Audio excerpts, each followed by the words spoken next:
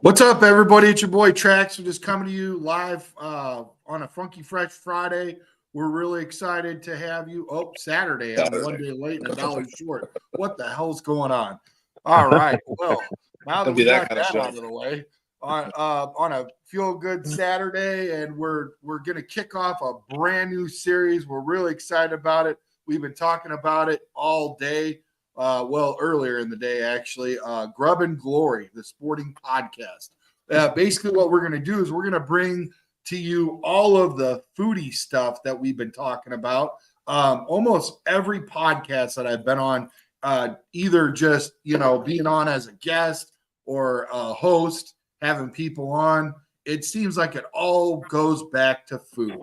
I mean, Dustin said it quite eloquently today, and I hope that I quote him without, messing this up like I did my intro. Freaking, I'm just the monkey driving the limo, as freaking Dan Hampton said about Jimmy Mack. Basically, Dustin was saying earlier today, he said, it's like an international language, food is. So, I mean, it comes up all the time. We were talking about tailgate food earlier today and a bunch of other stuff. Really quickly, something came up and it really irked me, man. And I'm sure you boys, this has hit you too. But look at this. Look at this sandwich, bro. This is the Baconator. And this guy, he said, Wendy's, you better count their days. I ain't ordering no effing tomato nators. I mean, look at the size of that tomato, bro. Jeez. That's a junior bacon cheeseburger, man. That ain't no baconator. Might be dark. Regardless of what's going on, bro. Regardless of what's going on. Remember that old saying, Ed, back in the day, where's the beef? It's under the pickle. That's it right there, bro. So, I mean, what's your guys' been experience? I'll tell you right now, I'm unpleasantly surprised of like the cost has went up like double, and the quality and the quantity has been cut in half. Well, a lot of these places with their apps, man, you can find some pretty good deals, like if you're on the app and you're earning the points and you're using their deals, it's pretty cool. But at the end of the day, the shit's all bad for you. I hate to eat it, but sometimes if I got $9 for a meal, right now McDonald's has buy one, get one quarter pounders. So you get that through the app and it hits the spot and it does the job, but no, I agree. In general, everything's getting more expensive and it's not as good as I remember it when I was a kid. Yeah, but buy one, get one still probably cost you close to $10. $9.58. Yeah. Bro, I got a crazy story for you, Buck. Okay.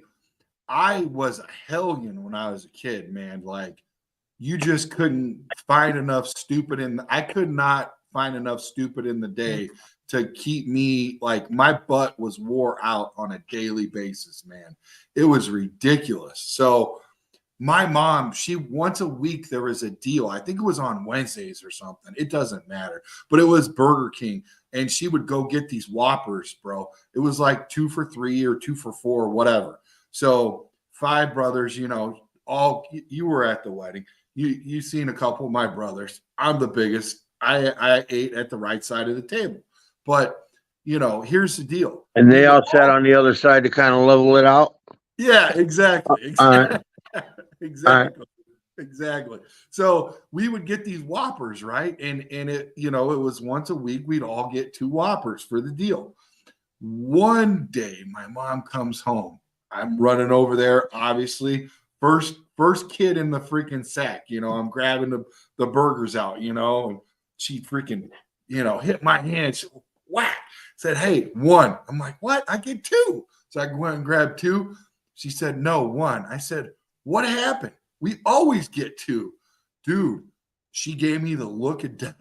I started running around the freaking kitchen counter, and she grabbed her spoon, her metal spoon, and she tossed it at me. And I got my big old bucket head out of the way. I was like, did one of these, and it freaking went straight for the freaking china cabinet and broke her freaking beautiful china cabinet that all had all her glorious china dishes and stuff in there. Oh man, I hid from her for like about 8 hours, bro, for her to calm the heck down, bro.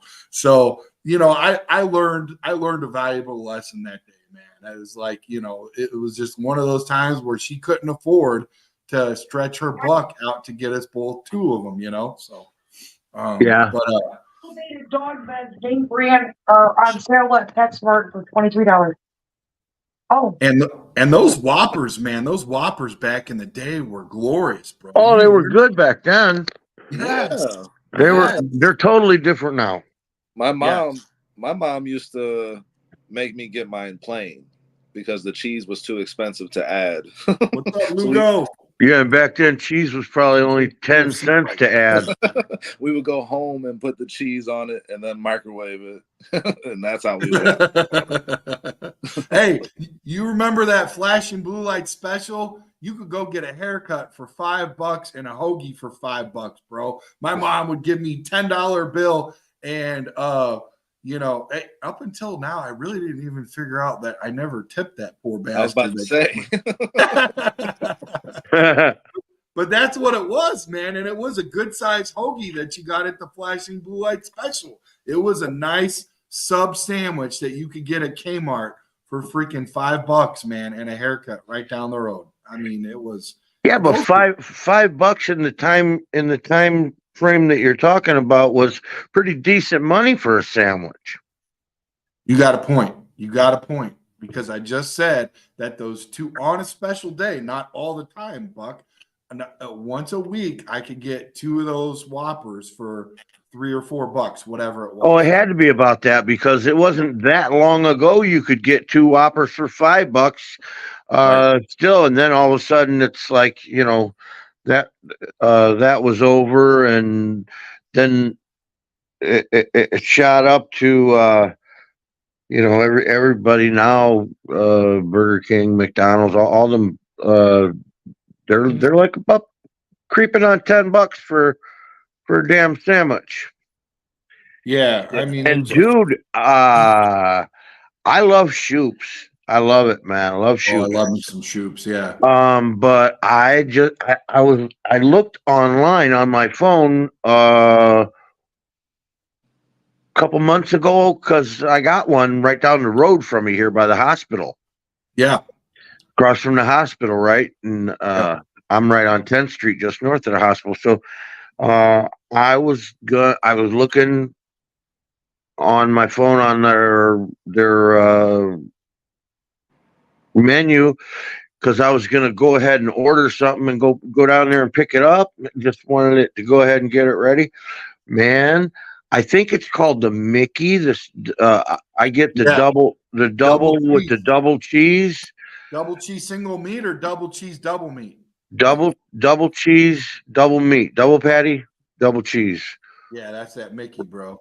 I think it's called the Mickey. I'm guessing here, but I think it was like $17 just for that sandwich. For a double cheeseburger? For a Shoops. I don't know what Shoops is. Just gonna say that right now. You don't know what Shoops is? It's like equivalent, like it's equivalent. It's greater than Culver's. I don't know if you got a Culver's over there. I love Culver's. Okay, yeah. It's greater than Culver's, but it kind of has that like what's that California burger? In and out. It's got that in and out feel to it.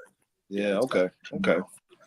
Like the texture, the flat. It's a big ass piece of. The patties are huge, and I think they smash them down because they're the edge of the patties will be all sticking out all over the place out of the bun, and I mean they're good, man. They're good. They're just they priced it out of my range. I'm not paying that. I'm not paying that, man. Fellas, the one bad thing about having a food show, I just thought of this right now. If people aren't already baked and got their food by their side. They're making a run during our podcast, boys. So we might lose like a jettison of like viewers. I just thought of that. I'm like, I might have to make a run, man. I haven't eaten shit all day. I'm starving. Oh man, see, we're even losing our freaking co-host, dude. Oh no, Look at that. Hey, and Brandon, speaking of food now, at the Bears game, what do you get to eat there when you go to Soldier? Oh, Soldier. So check this out. Usually I go to the tailgate. I was telling you about that earlier, Buck, where I go to the tailgate and we have like unlimited food. I don't really eat when I get there. Like I've got. You've like, never ate inside there? Listen, Buck. I don't care how rich I'm listening. I don't care how rich I get. If I ever rich is not even a thing. Okay, like for me. But if I ever do better than I am right now, I'm still bringing those freaking airplane bottles and I'm hiding them in my socks and everywhere I could possibly get. It's just that you can't get that out of me, bro. It's that thug life that I got, bro. I'm hiding that stuff in there. I'm bringing it in, dude. I'm riding dirty, you know. Concessions is crazy. The cost of concessions at all these places is just through the roof. It is. It is. You got to find the cheat code everywhere you go. Like there's this place that Railcats by our house, like the Gary Railcats. And you go there and I'm like, I'm looking and I'm scouring and I'm like, I want the super nacho. And I'm like, if I don't have the super nacho, I'm not getting a good deal. Or like you'd have to go to a White Sox game and get you a dollar dog, you know, or they've got like the Dodger dog. They've got a dollar dog there. Like I've just been listening to some Sox fans, you know, talking about how cheap some of the food sales are, you know. Cheap? Yeah, over at the Sox Park. They're keeping it reasonable at the concession stand, you're saying? At some point, they have special deals for them. Not necessarily that campfire shake they've been talking about. I heard that's outrageous. It's like $15 or something, you know. Campfire shake, huh? Yeah, it's basically like a s'mores in a shake, bro. It's like basically just a s'more shake. Yeah. Ah. They got to pay people to go there anyways to watch a game, man. So you need a draw. Or dogs. Bring your dog to the park. You know, that's when they sell out. You know. Or no, man, I wish I could remember who it was. I just recently heard there was some football stadium, some professional, you know, NFL football team that was keeping their prices I think that's reasonable. Atlanta. I think that's Atlanta, the Falcons, I think. For the concessions, yeah. Yeah, I think so. I just heard it a couple weeks ago. I thought that's awesome, and they should all do that. But getting back to the Bears, Brandon, I'm with you. You know, some free tailgate food. I like I was saying, I got me some free tailgate food on one of those games I went to last year, but the other one I didn't. So when we was in there, we looked around, decided what to eat, and I didn't like waltz around the whole place and look for all the different things that might possibly be, because right behind us there was one of the places was some Italian beef sandwiches, and we're both cool on that. And they were mighty good. Nice. That was a good. I don't remember what I paid. I don't think it was crazy expensive. It wasn't cheap, obviously, but I don't think it was crazy. But yeah, they were really good beef sandwiches at Soldier Field. I've always gone. Well, let me. What's that? A brat? Yeah. It's simple, easy. It's not too expensive. Quick to eat. Right. Let me tell you, boys, something right now. I love me some tailgate food. Oh my gosh, it is off the chain. And here's why. I guarantee you, this has never happened to me, but I guarantee you, if you're somebody in there and you've got a situation going, you guys like that one better or like that one better? Which one do you like? I like the blue. one. The blue brightens it up, wakens us up a little. Yeah. So check this out. If you're somebody that's struggling, something happened to the card, you forgot the damn PIN code like I just did, something stupid happens, you know, or you just you can't find your wallet, you walk through there, you're not going out hungry, boys. I promise you that. Them tailgaters, they will take care of you like you're their own. It is ridiculous. It is like almost like I don't want to say cult because cult's a bad word, but I got no other word for it. It's Just community. like community. Thank you. Community sounds way better than a freaking cult. Thank you for saving me, Dustin. I'm almost got canceled probably by that. But seriously, them boys, they will take care of you, bro. It's just like Mongo's wife, Misty. You know, they're from Texas. Mongo's from Texas. Misty's from Texas. Same similar area. When they get you like Misty, like at like a podcast or something, you know, you sit down with her. It's like that family style that you get down in like Nashville, Tennessee, or Gatlinburg or whatever, where all the Hey, you there? they don't just pass. Yeah, we're here. Can you hear us? Yeah, Yeah, you froze a little bit. you paused for like a good 2 seconds on mine. Oh, I did? Uh-huh. Okay. So basically like they don't just pass the you know the tray or the bowl or whatever. She like shovels it out for you, man. And if she sees your like plate start to diminish or go down, she'll freaking spoon more in there, dude. It's great. It's so great. I love it. But that's how it is at the tailgate, man. They're just like, you look like you're hungry or you need a drink. Come with me, big boy. Like, I love it. Yeah, it's like the community aspect of it makes the food taste better. Like we're all here together, you know, and like we could be total strangers, but like you said, they'll just offer you up the food, and you're offering up what you have, and everybody's kind of, you know, commingling together, and it's just that just makes everything taste better. Like you said, when someone's dishing out the food for you, you know, it's like you can feel the love in that, you know, and you taste it too.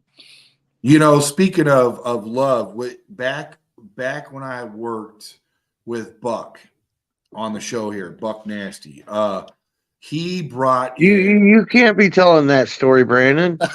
dude, he brought in these pickles, bro. Let me tell you. Unbelievable. So zesty. He had multiple. There's this dude named Walt, and he gave him like the freaking Bible of picklage, if that's even a freaking word. Okay. It's a word tonight. Okay, fellas. And he did so many different variations. He'd put in a little bit of like peppers, he'd put in a little bit of zest, a little bit of zang, a little bit of zag.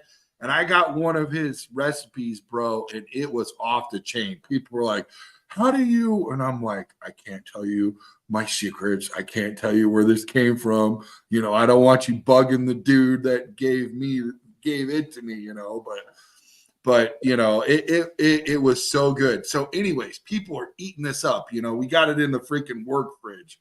And my dumb ass, I'm hurrying, I'm in and out, you know. I freaking went and hit the Blue House, and then I'm like, oh, Ed's pickle, you know, freaking washed the hands, ran in there, opens it up, freaking went and grabs it, right? Opens it up, grabbed the pickle, thought I put the lid on, put it in there, and I'm taking the whole like it. He didn't bring just like this little thing. He brought Gallon. like Gallon glass jar, right? It was like a gallon glass jar. It was big. It was like this big. A gallon. Well, how big? A gallon. A gallon. So I put it in there like with the lid, like it was on, and it wasn't. And it just goes everywhere. Like all over, bro. All over the damn fridge. And I'm like, they're waiting for me. I'm their apprentice. I've got to get back to work. Let's just shut this fridge and deal with it later. It was the worst idea ever to do. It was the worst idea ever to do. Like that pickle juice. Yeah, the juice, it soaked in. It was nasty, bro. But smells. Those pickles were so freaking good, dude. And and the vegetables that he brought in. Those vegetables were freaking huge, man. Huge vegetables. So yeah. But I tell you what, right now, you need to be growing your own stuff because going and getting them at the freaking grocery store, is freaking ridiculous, bro. It's ridiculous. Everything is up in price. I mean, going to the grocery store is the cheapest way to get things, bar none, instead of going out to a restaurant or something or drive through. But it's still everything's up, you know. Well, yeah, and then also like all the shit they put on this stuff while they grow it. Yeah. that they don't allow in any other countries for them to use these things to Right. put in and on food that America for some reason is all good with. It's all good. You know, yeah, you grow it at home. At least you know you ain't got all those pesticides and chemicals and shit that's not meant to go in a human body in it too. There's that. Yeah. Yeah, exactly, man. And I'll tell you what, have you guys ever tried to make your own beer? Beer? No. Yeah. No, I know some people that do like that home brew and stuff. And I tell you what, man, some of that stuff tastes pretty good, but you got to be careful. It ain't like a Corona, Ed. It ain't like a Corona. They set that alcohol content up pretty high, do they? It is way high. Like I had a couple, and I'm like, did you guys lace this with some marijuana or something? I'm feeling a little high, dude. You know. So yeah, it'll get you, man. I got this Voodoo Ranger Tropic Force. It's like 9%. You know, 2 of these and I'm in. Wow. Yeah, that shit's expensive too, man. Yeah, all that stuff is. Yeah, that's if we're talking about price, but yeah, it's good beer, man. Well, I read it wrong. I thought it was like $9, and then that scanned, and then and I looked at it. I was making sure I didn't put any extra air point because you know, right up there at like Lico or wherever you go, they got like the freaking little like plastic things that you know normally you put candy in, but they got the airplane bottles, you know, the 3 monkeys and all that kind of stuff. And I'm like, did I put some airplane bottles up here? I thought this beer was a lot cheaper, you know. So, yeah, but it's still good stuff, man. Good stuff. Yeah. So we had a really good was that your idea, Dano, about the poll, or did we just Yeah, Dustin. Yeah. I no, in terms of it wasn't my idea. You confused me there. Yeah, I thought I was just trying to get people's names straightened up, and I was sure that he was Dustin. Trax is gonna confuse you and me at some point today. Yeah. He's worked with me. He knows, dude. It's all good though. Go on the roof. Don't worry. No, but we were just kind of talking shit on the chat, man, and I don't know. We were talking about comparing, quarterback prospects to food, and we kind of got into mozzarella sticks somehow. Who was mozzarella sticks? Was that Drake May?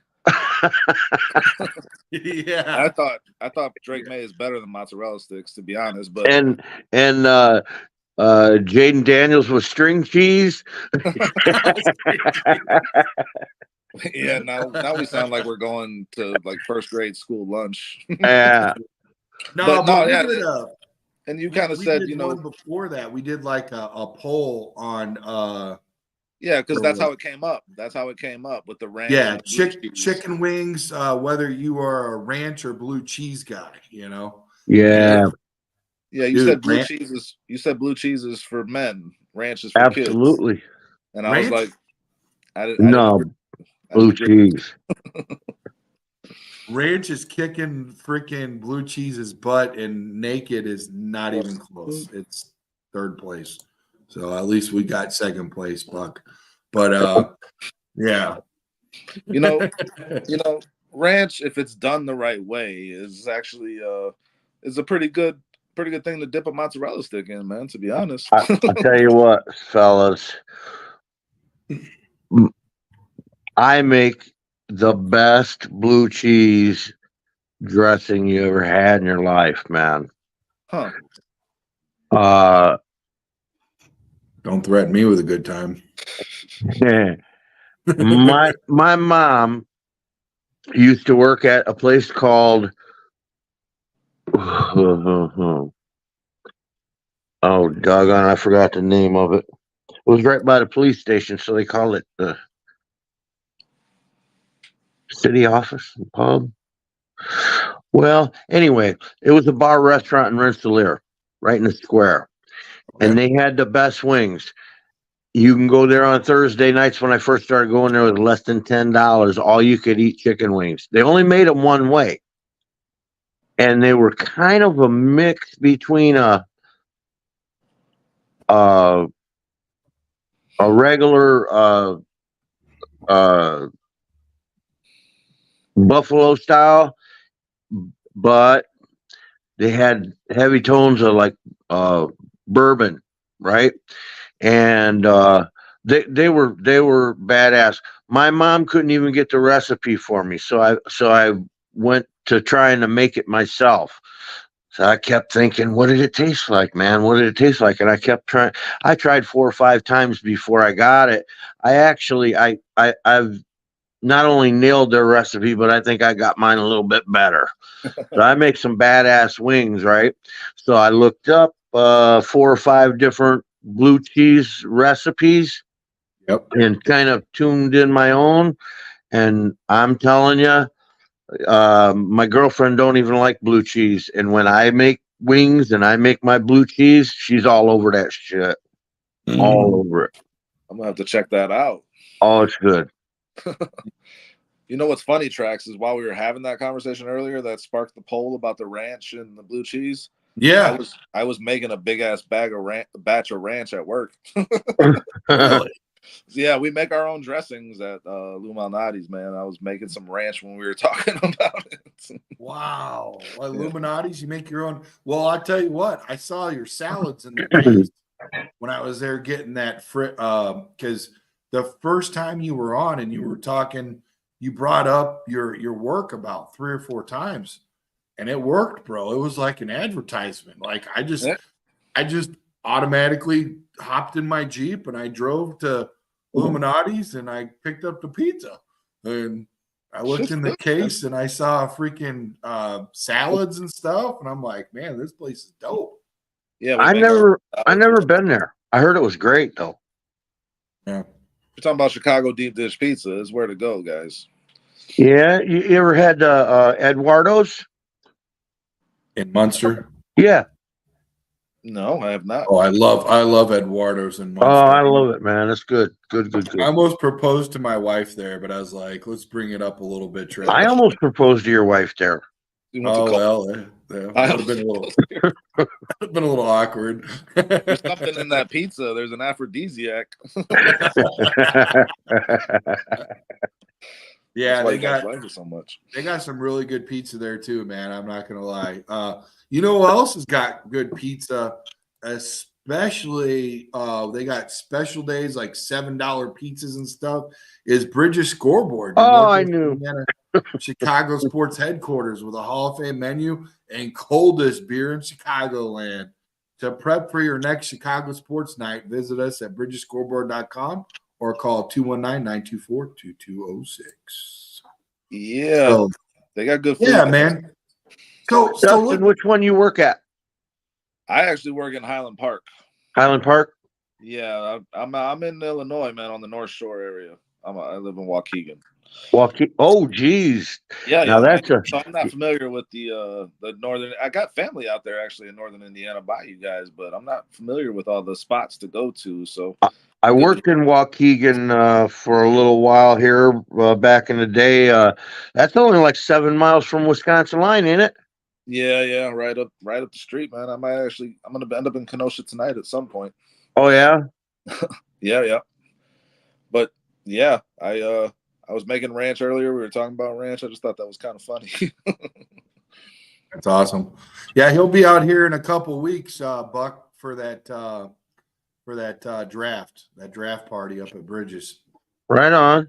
And Buck, you're gonna bring your blue cheese and wings, right? No, I won't be bringing that up to Bridges. No. They got their own. That's kind of weird. You can tailgate, guys. So what are you heading up to Kenosha for? Some hops? No, I got a buddy out there, and I'm gonna pick up my wife a little later. She's at a concert tonight, so. Right on. What concert, bro? Bro, it's like some ladies' night thing where they just play a bunch of club music and everybody dances. I don't know. Oh, yeah. Not like a band or anything. It's just some DJ. It's Hey, I'm sure she's. you remember that? You remember that commercial back in the day, the football commercial back in the mid to late '90s, where the guys all dressed up for Bud Light, and it was like ladies' night, so they could get like free beer. No. Oh yeah. Where they all Yeah, it was dress lady. It was cross-dressed. like it was ladies' night, and that dude like in a freaking dress, Yeah, like yeah. Miss Doubtfire, and he's got like a beard and stuff, and they're like, "Hey, how's it going?" It was like, dude, They predicted the future, Bud Light. yeah, they most definitely did. They most definitely did, bro. I like Them the and the Simpsons, right? Yeah, the Simpsons Yep. are on fire, bro. Something's up with that, dude. For sure. Got to look into that for sure. So let's get into this. Okay, so we were gonna rank according to our favorite entrees. We flipped it up a little bit because we did realize that Drake May might not be worth the mozzarella selection. That maybe we should slide the boneless wings. I agree Give with. I really agree with that. Give the bone-in wing to Caleb because those are the dominant of all of the apps, unless Buck has a favorite app that's better than that trumps that. We're willing to listen here, you know. But number one, the bone-in would go to Caleb. Number two would be well, you know what? Let's pause on Caleb and look at these wings. Buck, tell us how you make your wings and how these wings are prepared. Do you think these are on a grill or do you think these are just Those are fried up grilled. or what? Those look grilled to me. Look grilled to Yeah. me too. Yeah, that's how I Ooh, make my wings, just like that too. With don't I, even I, disconnect. I believe I see some grill marks on there. Yep, yep.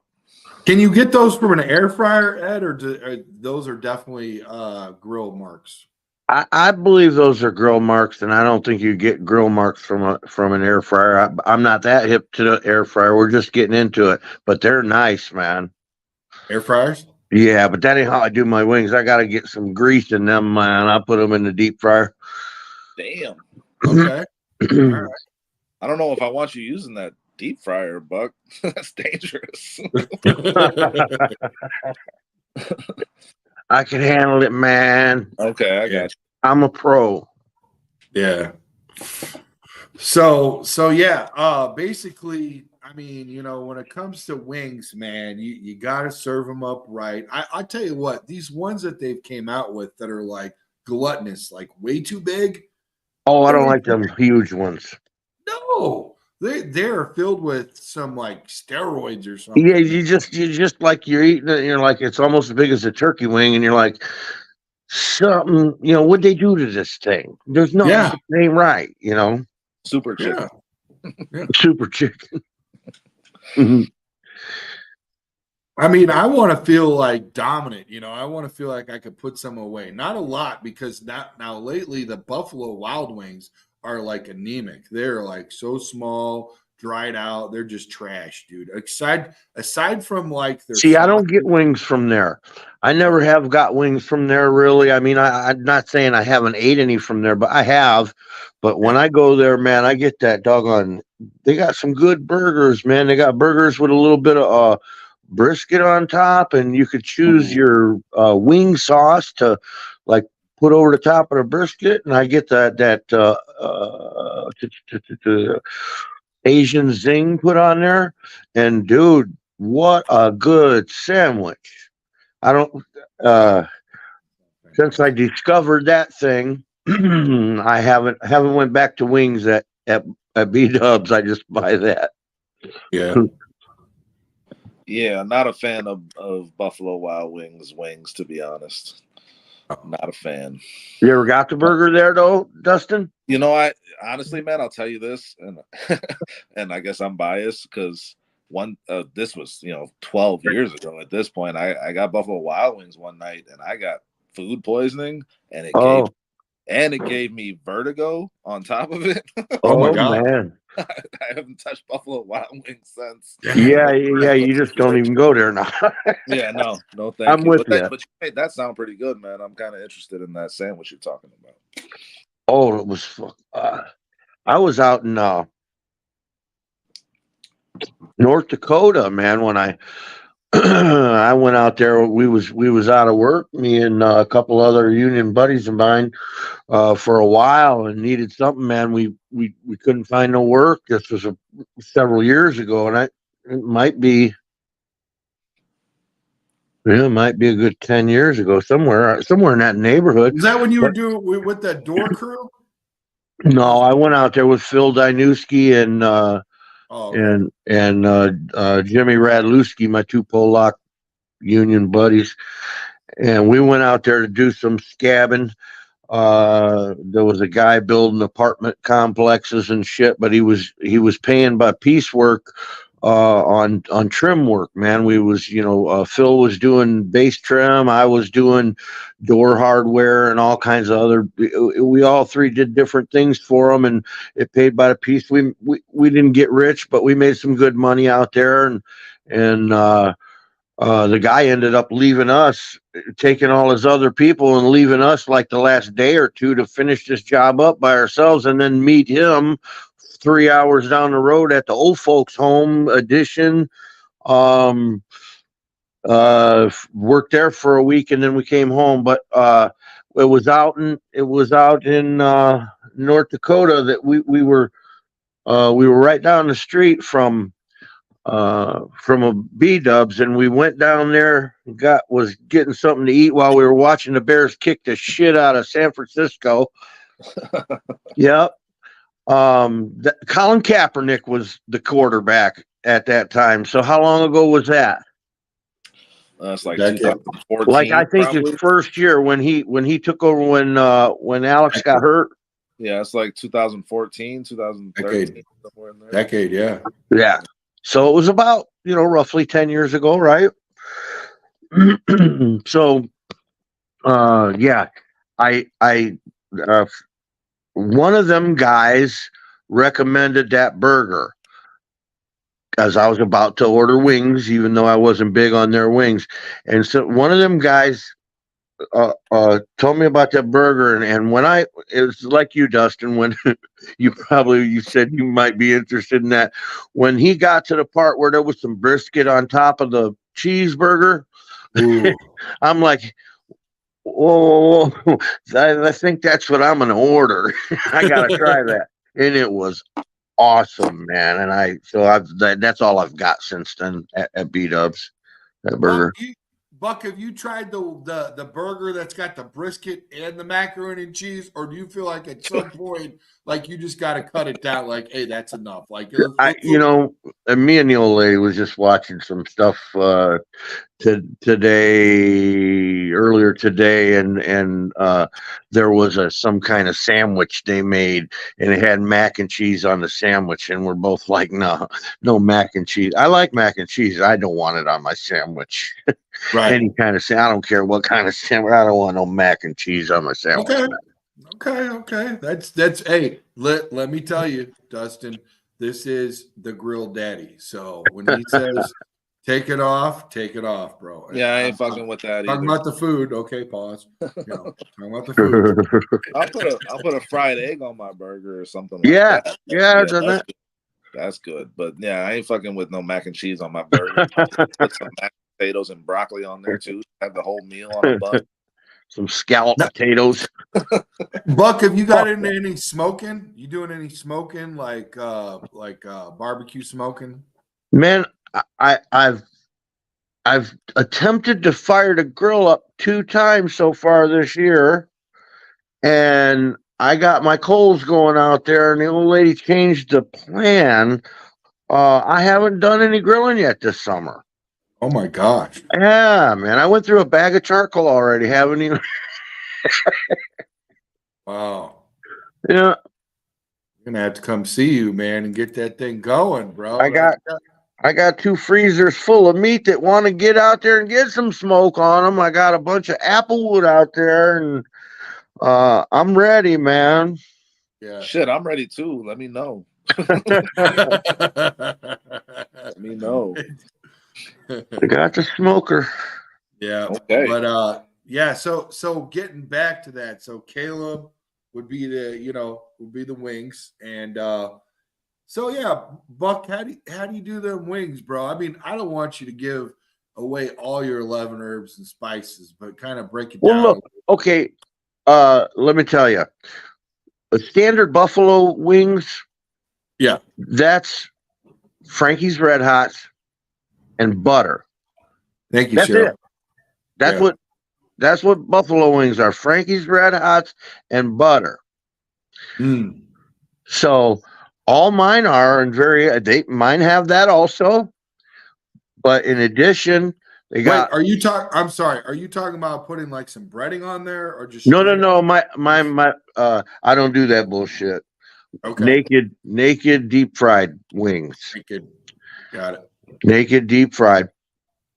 And then, like I say, so I got my butter and my Frankie's. That's the standard buffalo sauce.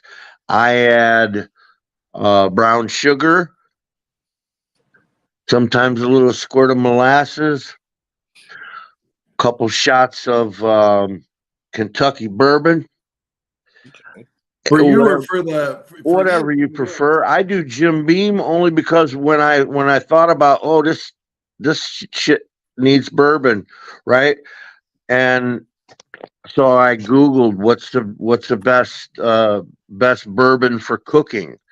And I'll be damned if old Jimmy Beam didn't come in like second or third. And the other ones were high dollar shits, you know.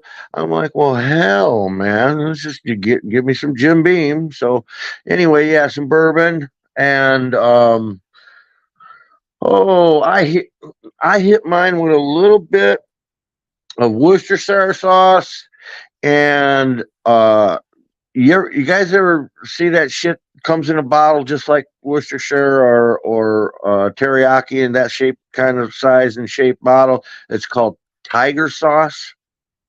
Yeah, I saw that. Yeah, a little nip of that Tiger sauce, and that's really about it. And then I'll taste it a little bit once I get it mingled together. I'll taste it a little bit and see if I might need to add a little more brown sugar or this or that. You know what I'm saying? And I don't want it sweet, but that brown sugar, a little bit of that brown sugar taste in there just does something to it, and of course the bourbon too. So that's about it, really.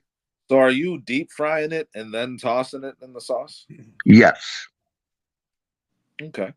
Yeah, I deep fry it naked, just bare, no seasoning, no nothing. Of course, I shouldn't say that. I have seasoned it a little before I deep fried it, but more often than not, I ain't even concerned about that. It gets the flavor from the sauce. It don't need any seasoning really. More often than not, I don't even season it. I'll put it in naked and bare, no nothing. Deep fry it, and straight out of the deep fryer it goes into the sauce and gets turned around in there in a little bit, and it's ready to go.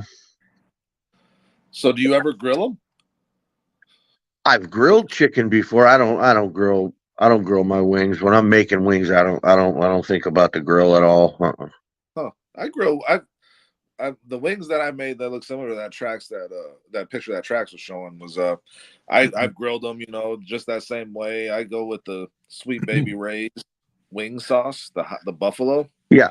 And mix that with like a little bit of ranch and some barbecue and season it up and put some Parmesan on there and just toss it all in there, and then with the butter and everything, and then I'll throw it on the grill and just cook it up like that. It gets those nice grill marks. You get the nice crunchy skin. It's pretty good too.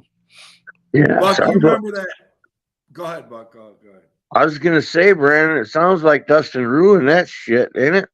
You want to talk about ruining something at Buck? There's 2 times that the dollar store, the Dollar General, up on the S curve there across from the end zone, they got me, bro. I done got freaking. I go in there right when I lived off of Old Ridge, and I go up in there, And I'm looking, and I got to get this stuff. 4th of July, everybody's coming over to tracks because I'm on the new parade route for 4th of July. So I got to get my barbecue, right? So I'm going in there. I'm gonna get the barbecue. This barbecue looks big. I can cook all kinds of freaking burgers on here. I'm golden, bro. Hey, everybody, come on over. Come on over. I got it. Get this nice white table, this Rubbermaid white table out. Nice sturdy Rubbermaid table. Get the freaking grill. Open the box up. This freaking thing will cook like 3 or 4 burgers. That's it, bro. Oh, it's a little tiny thing? Yeah. Same thing. The second time they got me, you always look at the measurements. Never look at the illustration. Okay? Yeah, man. I don't know that they got you so much or you got you. You went to the Dollar General to buy a grill? Bro, it was close. Come on, it was close. Come on. I hit the end zone up first. I had to get me some drinks. Oh, you was drunk too. Yeah, okay. They got you with the really big box. And I went up there for the box was really big. The box looks beautiful. Hey, if you ever had a kid in the house, you know that the box entertains it more than the toy. And I'm telling you, that freaking box entertains me more than the toy, bro. You probably could have grilled up bigger batch off the box.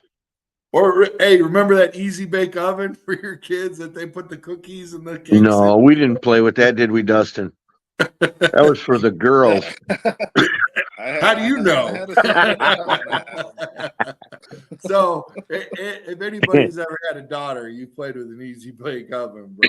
So, dude, check this out. I go there and I'm like, okay, I want to start doing these like beef sandwiches. Everybody's talking about the beef sandwiches and the freaking peppers and stuff, and then the juice. Just empty the can, put it in there, let it simmer, for X amount of hours, blah, blah, blah. Come back, you got yourself some really good beef sandwiches. So I go to the Dollar General. This is where I got again. I get myself another freaking box, and I get myself this slow cooker, bro. And boy, I tell you what, I was slower than the slow cooker. I freaking opened this box up. I open the lid. I take it off. I take the freaking tape off everything. I get ready. I go grab the freaking meat. I put the meat in there. I'm like, oh no, the meat won't even fit in there. I got to cut the meat down.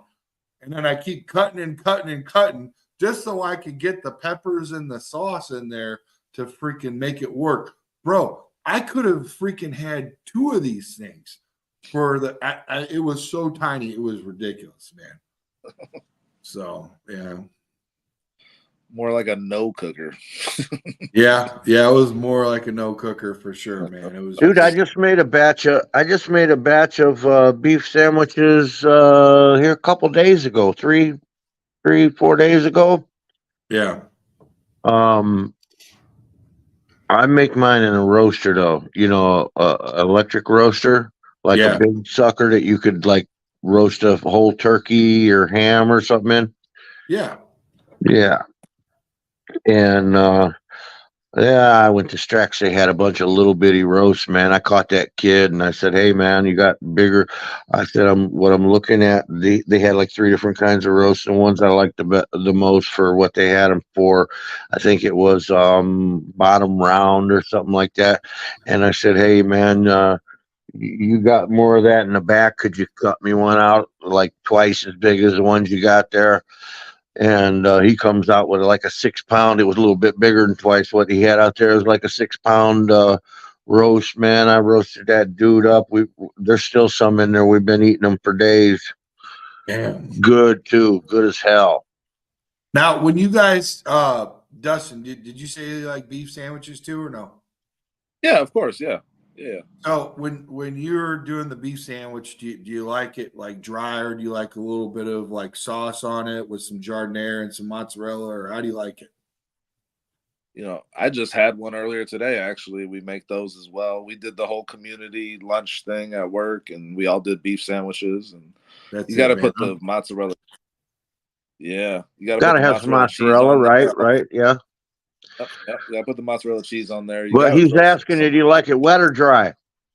Oh, very wet. Yeah, me Very too. the wetter the better. If I get them from Portillo's, I order it dipped. You know, they dip that thing Oh, yeah. down in the juice. Yeah, that's how I get mine. Yes, You sir. know, I don't know about the dip. I like to have the side of juice to pour it on because then like the bread gets so mushy that it kind I of don't falls care. apart. I'm Like gonna eat it. I'm I gonna like eat I it. like to It's have gonna take me about a minute to eat one of them big beefs, and I get two big beefs, and Damn. and It's and they like don't it's like the whole freaking chestnut Kobayashi thing. they don't last very long. You know what I mean? Dipping it in the sauce. Yeah, he's just dunking them in a big cup of water and You got any more of them? Yeah. Oh no, man. I loved dude, it. If I had two big beefs, I wouldn't get off the fucking toilet, man. How you that's insane. Dude, I smashed two of them right now.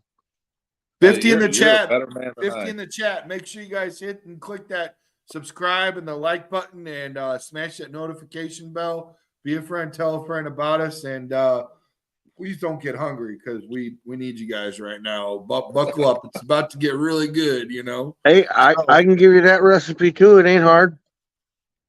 Hey man, let's save a little bit of juice for another day. Don't give all your 1,000. I'll tell you what I put in the juice. Let's hear it. That was a joke. It was supposed to be a joke anyway. Well, Brandon don't want to hear. Brandon don't want to hear no more of my bullshit today. He already said it, man. No, That's cool. It's fucking No, gold. no, it's cool. I'll give you 11 herbs and spices because you gotta save the best for another day. No, but really, let's get back into that. The entree or whatever. But so Caleb for sure is the bone-in wing. We all agreed on that. So 2 would be Jaden Daniels. I think. What do we say? Mozzarella sticks is the number 2 app here.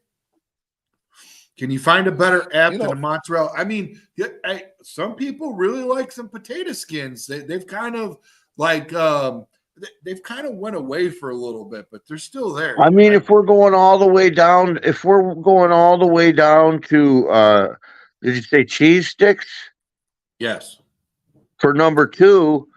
What are you going to be down to when you get down to like number 4? If you're already at damn cheese sticks at number 2, I feel like entrees versus apps. Like if we're talking apps, I mean, I would say Suzuki. In my mind, Jaden Daniels is kind of like a fish taco or something, man. Like if it's good, it's really fucking good. But if it's bad, you're gonna have a really bad time. Like high potential, really high potential.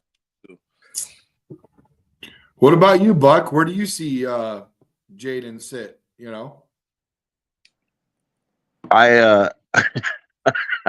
I'm lost for trying to put some food to him. I'm just saying if number, you heard what I said. Yeah, man, we're listening. We got you. We got you. Fish tacos. You got really high bust potential with the fish tacos, man. You could have a rough night if you go. I'm gonna tell you what. I've never ate a fish taco in my life, and I never will. Why? Fish ain't for tacos, man. Expand your horizons a little bit, man. Oh boy. I like for your recipes, but I might try something a little different on a taco than what I usually get, but it ain't gonna be fish. Come on, give us something. Give us some substance, Buck. Just number 2. What's your number 2 go-to appetizer, bro? Let's just stick with that. Let's try to appetizer. Yeah. Oh. And a fish taco's an appetizer? No, it's not. It was entree. I got the boneless chicken for Drake May, man. Yeah. Yeah. Shoot, I don't know, Brandon. This is I,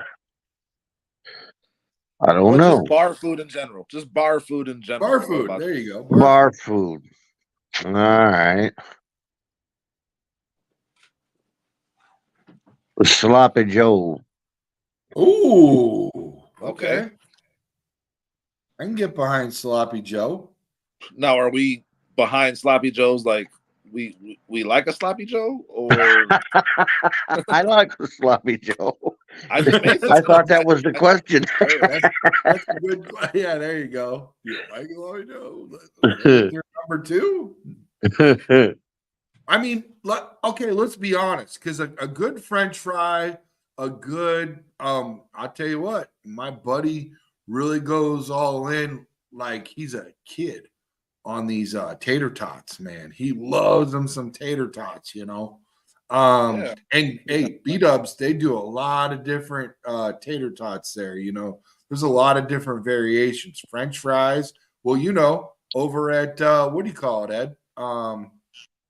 Uh shoots. Shoops. They got the Oh Irish yeah, tacos, you know. yeah, So them are good. those are good. I Those mean, tater tots depending get on crispy. how you I like the prepare them. mini potato wedges. You know, they got the skin on the outside. They're mini potato. You know, they're not. They're like fry. They're like French fry size, like maybe a steak fry Right. size. So they're not like wedges that you would make. You know, potato skins out of, but they are. You know, they do have the skin on one side. Um, there's I don't cut from Like around the edges or whatever. Man, they're good. They're real good. Yeah. I is that I like a I, KFC potato wedge, kind of like I, that? I I'm talking about some shit I bought in the store recently, and I can't Shout find out to them Lewis. anymore. We Shout out to loved them, Lewis from man. North Dakota. Ron, Frozen, just bear uh, down. cooked them up in the air fryer, and man, they were good. And now I can't find them. And we thought we bought them at Walmart, but I've looked at Walmart and Strax and everywhere else that we shop, Sam's Club, um, and I can't find them now. You know, Have you I'm tried? glad you brought up Sam's Club because that's one thing I will say. If you're trying to bargain shop, you got to hit up a Sam's Club or you got to hit up a Costco because that's where it's at, buying it in bulk. If you can get yourself a deep freezer, you know, couple fridges, whatever, ain't that right, Buck? You got to get I'm yourself gonna dialed in, I'm loaded gonna up. tell you something. Sam's is not the deals it used to be.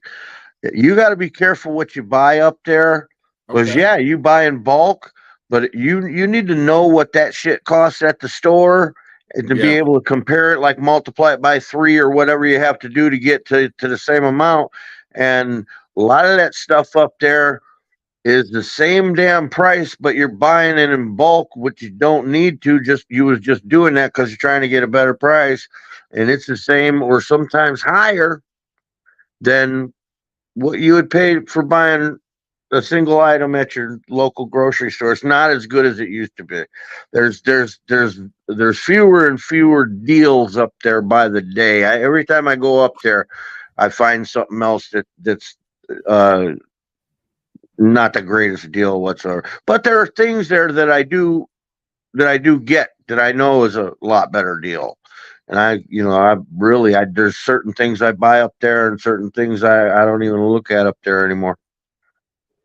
Special shout out to Ron. Tater tots in the air fryer. Yum. I agree. Yeah, yeah, And man. my own heart, I love that shit. So good. Put some salt and garlic powder on there. Yeah. Yeah. Yep. So yeah, so we'll go ahead and do that. We'll go ahead and pencil that in at number two. Number three. Hey, and for any Well, of them potato products, man, when you're making fries, tater tots, any of that shit, yeah. I'll tell you what. If you ever got any of them seasonings, them shakers of seasonings from Bass Pro Shop, Yeah. They got some nice, I mean, depending on what you like, Yeah. they got a variety. They got some nice seasonings for uh I think that they say they're French fry seasonings or something like that, but any of them potato things, oh man, that shit goes good on there. Yeah, just some regular seasoned salt go a Well, long way. sure, but they got some twists up there that's pretty damn decent. I haven't seen anywhere else really other than Bass Pro Shops is what I'm getting at. Yeah. Again, I can't So remember off the top of my head. There was two of them that I really really liked, and I ain't got any of that stuff in a while, so I need to head back up there. It's a good reminder, you guys. Thanks for reminding me to go up to Bass Pro and get me some season. this is why we're here. Here, man. Remind everybody all the good stuff. Hey, here's the other thing that I like. If you get yourself a really good pub onion ring, oh my goodness. Fuck yeah. Oh yeah. Oh, More with that. Yeah. onion ring. That's got to be number 3. It's got to be number 3. A good solid onion ring. And I mean, whoo, oh Lord. But So number 3 is Drake May, right? And we said he's boneless chicken, right?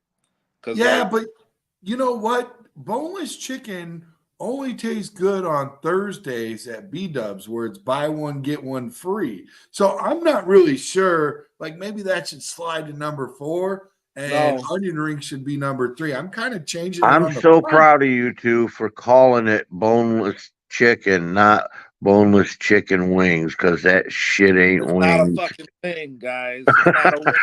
Oh, hey, hold on a second. I got Eric Kramer calling me. Hold on, What? What? Eric. Good. We're on the podcast right now. We're just talking about our favorite cooking, like as far as tailgating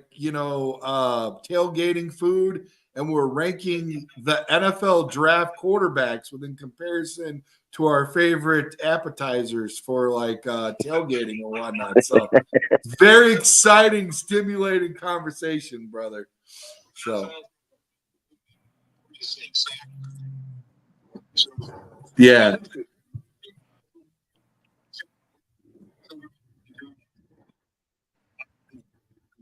Okay, brother. Bear down. Thank you. All right, bye. You Nice got a camp kick out of there. that. So So I here, heard him. I heard him say Sloppy Joe. oh, Make sure you get sloppy Joe in there. Anna cooks a damn good sloppy Joe. we got it. I would say the boneless chicken makes sense for Drake May to me because everyone keeps telling me how good boneless chicken is, but I don't fucking get it. Yeah, it's not right. It's not. All It's right, not okay. good. All right. It's too much breading. It I gets like all that, squishy. Dustin. Yeah, right. Like It gets it. all mushy with too much sauce. Like, Yeah. I don't get the Let's hype. go with it. Let's go with it. 3 is definitely, yeah, let's do it. All right, so 4. See, here's the deal. Michael Penix Jr., I'm telling you, Poor's JJ. I agree. But tell me, boys, tell me not. If you took 50%, maybe 1 injury, 2 injuries off the board, we would have slid up quite a bit. You know what I mean? But I agree. JJ is definitely he's number 4. So number 4, we're going back to onion ring. So You know, I like onion rings too much to compare them to JJ McCarthy personally. oh, that's right. We got to slide him down to number 5 because he I've had a hard time with JJ McCarthy thinking of what I could even compare him to, man. But I would say he's the bowl of nuts at the bar. Like he's just nuts. Mixed nuts. for me. Man, Or man, he get a he 5-pack. grew up right around the corner from you, Dustin. That's fine and good, Mixed man. nuts. I didn't see him grow up in that Michigan offense too much, man, and I wouldn't want. You hear people talking about him being an option for the Bears if they were to trade back.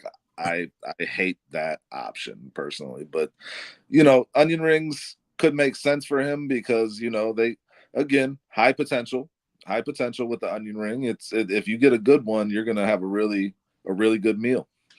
Speaking of having good ones, we already got a good one here with Buck Nasty. You got a little bit of love in the chat already. Somebody's saying, Ron saying, I love me some sloppy joes, bro. So you know that's directed towards you, right? Lewis says oversized chicken nuggets. Yeah, I could definitely see that. Brandon said, good to have you back, Buck. Okay, I guess, Brandon. You know, Buck is the only one on the fucking panel tonight. Jeez, oh, no, it's all good. He's the mint that they leave on your tab. JJ McCarthy. Yeah, I like that. That's a good one. That's a good one. All right, so then we go to Penix. What are we doing with Penix? What are we going to call him? Can he be the freaking onion ring already? Jeez, oh, Pete. Let's do it, man. Let's get it out of the way. You let my freaking onion ring slide way down, bro. It's too far. I think that's what's going to happen to Penix too in the draft. But you know, I like him though. I do like him. I seen a couple games prior to. I don't watch a whole lot of college football, but I did see Washington a couple games before that championship game, which obviously he didn't have a great game there, but prior to that, the couple games I saw him prior to that, he was on it, man. Penix is a leftover. And a left-handed dude, right? He's a lefty. Yep. Yes, he is. Yeah. Okay. Yeah. You know, it was funny. There's not a lot of. That. Go ahead, Buck. Go ahead. There's not a lot of left-handed QBs. My favorite of all time is Steve Young, and then I'd probably go Steve McNair. I was gonna say McNair was a lefty. Yeah. I got a funny story about a Notre Dame player that played with Steve Young who punched him in the mouth, and we'll talk about that off air because I don't want that to get any further than I already put it. But yeah, so what's funny about this is where the food is at, and that we actually are more worried about our food sliding further down from 1 to 5 than the damn quarterbacks that are coming. That's the fun of it, though. It goes right to what Dustin says, though. Food is an international language. It's so true, man. It comes up all the time. We talk about it. It's ridiculous, man. It's so good. And that's why we really wanted to have this thing about the entrees and stuff in the QB draft class. Shout out to Dustin for coming up with this idea, the QB draft class and the favorite entrees. I think this is cool, man. I think people are really taking, they like it, man. So that's awesome. Man. Awesome. Yeah. So Penix is an onion ring then. I'd compare Penix to the daily specials. You know what's funny? I found out about the daily specials. Those are the food that they have the hardest time getting rid of, and then they put those on sale. So that's the ones that are getting ready to perish the quickest. Yeah, it makes sense. That's Michael Penix for sure. Michael Penix for sure. Damn, man. Damn. You never know. No, you never know. You never know what could happen. I mean, Buck's been around for a while. I'm sure he could tell us in vivid detail all these, including the quarterback that just called a little bit ago. Some of the ones where you were like tracking, and it doesn't really, Buck, it really doesn't even have to be all about the quarterback. It could be around the supporting cast, the play caller, right? Absolutely. Line, the receivers, the running back. There's so many things. Yeah. I mean, tell us a little bit about it, Buck. Tell us a little about it, bro. Well, I mean, obviously, it has to do with all that, man. And there's been plenty of damn good quarterbacks that never really made anything of themselves because of I mean, hey, just take a peek at Stafford, man. How long was he in Detroit? A long time, at least a decade, right? And how long was he with the Rams before he won a Super Bowl? He never even won. How many playoff games, even just playoff games, did he win in Detroit? He Fair had point. been to one playoff game in Detroit, I believe. Been to and lost it, right? Yeah. All them years. And he went to the Rams. It was his first or second year. They won the Super Bowl. It was the Yeah. first year he was with them. Yeah. Yeah. And but with Stafford, you were able to recognize the talent there. Pretty, Absolutely. We always knew I was scared to play Detroit because of him. Yep. Only him. But the supporting cast, he never had it. Never had it. And go figure, Justin never had it here in Chicago, and we ship him off just about the time when we're getting something put together decent. And look what happened to Detroit right after they got rid of Stafford. All of a sudden, they're putting together a squad, right? And I mean, they did well, got to the NFC Championship game last year, which I believe they should have won. But the talent they got in Detroit right now is it's phenomenal all the way across the board. Kind of scary if you're a Bears fan because they're a good team. They are. But you know what? We kicked the shit out of them both games. We lost that first game, but we had their ass. We kicked the shit out of them for the first 3 quarters of that first game that we lost to them. And the game that we won, they weren't in it, man. Yeah, no, we outplayed them and we lost. We did. Yeah. But I feel really good about that because, as I said, they're a very, very talented football team. They're the most as far as talent goes.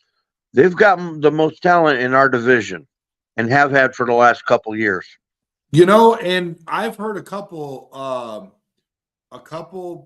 former players talk about the best coach, one of the best coaches, especially one that reminds them of Ditka. And they go right to Detroit Lions, man. They go. I like Dan Campbell. I mean, I didn't know what to think of him when he first got in, when he was talking about biting off people's knees and shit. But I like him as a coach. I think he does a good job. You ever grilled up a kneecap? No. I usually eat them raw. Oh man, I tell you what though, man, what we like, what I really like raw is your. Oh, come on, we can't talk about that, Brandon. Yeah, it's not after hours yet, boys. No. What I really like raw is your takes on the freaking mock drafts, man. I tell you what, that mock draft we did with you, Buck, for all those that weren't paying attention, that were sleeping on that mock draft, Buck Nasty served us up a really good one, boys. It was legit the best mock draft. Matter of fact, I'm getting fired up right now. You guys want to fire up the mock draft stimulator? No, you know what my best mock drafts are? The ones where I imagine we still got Justin Fields as our quarterback, and I'm still building this team and trade back that number 1 pick 3 times, maybe more. And we could have put together something super special in this draft, man. But the ship has sailed, and so we're on to Caleb. But man, we could have put together a special draft this year with them picks and set ourselves up for next year's draft again. Well, Buck, you compared kind of in a way Stafford and his toiling in Detroit to Justin Fields in Chicago. But the one thing, again, you saw the talent. It was there in Stafford. He was still putting up numbers, even Absolutely. despite the shitty coaching, despite the supporting cast that he might not have had. Right. I don't believe that we saw that with Justin Fields, in terms of Stat wise, no, but talent wise, I sure did. Yeah, just talent wise in terms of throwing the ball. In more in running than throwing. That's the facts of it. But I saw plenty of talent throwing the ball too. But I also saw the kid running for his life more often than I'd like to see it. And I've been seeing that quarterback after quarterback for years. I believe that's what got Mitch run out of town. I don't think Mitch was the best quarterback in the world, but I don't think he was bad by any means. Look at 2018. Same kid. Pro Bowl. He was Same a Pro kid, Bowl right? Threw 6 touchdowns against Tampa Bay. Tampa Bay.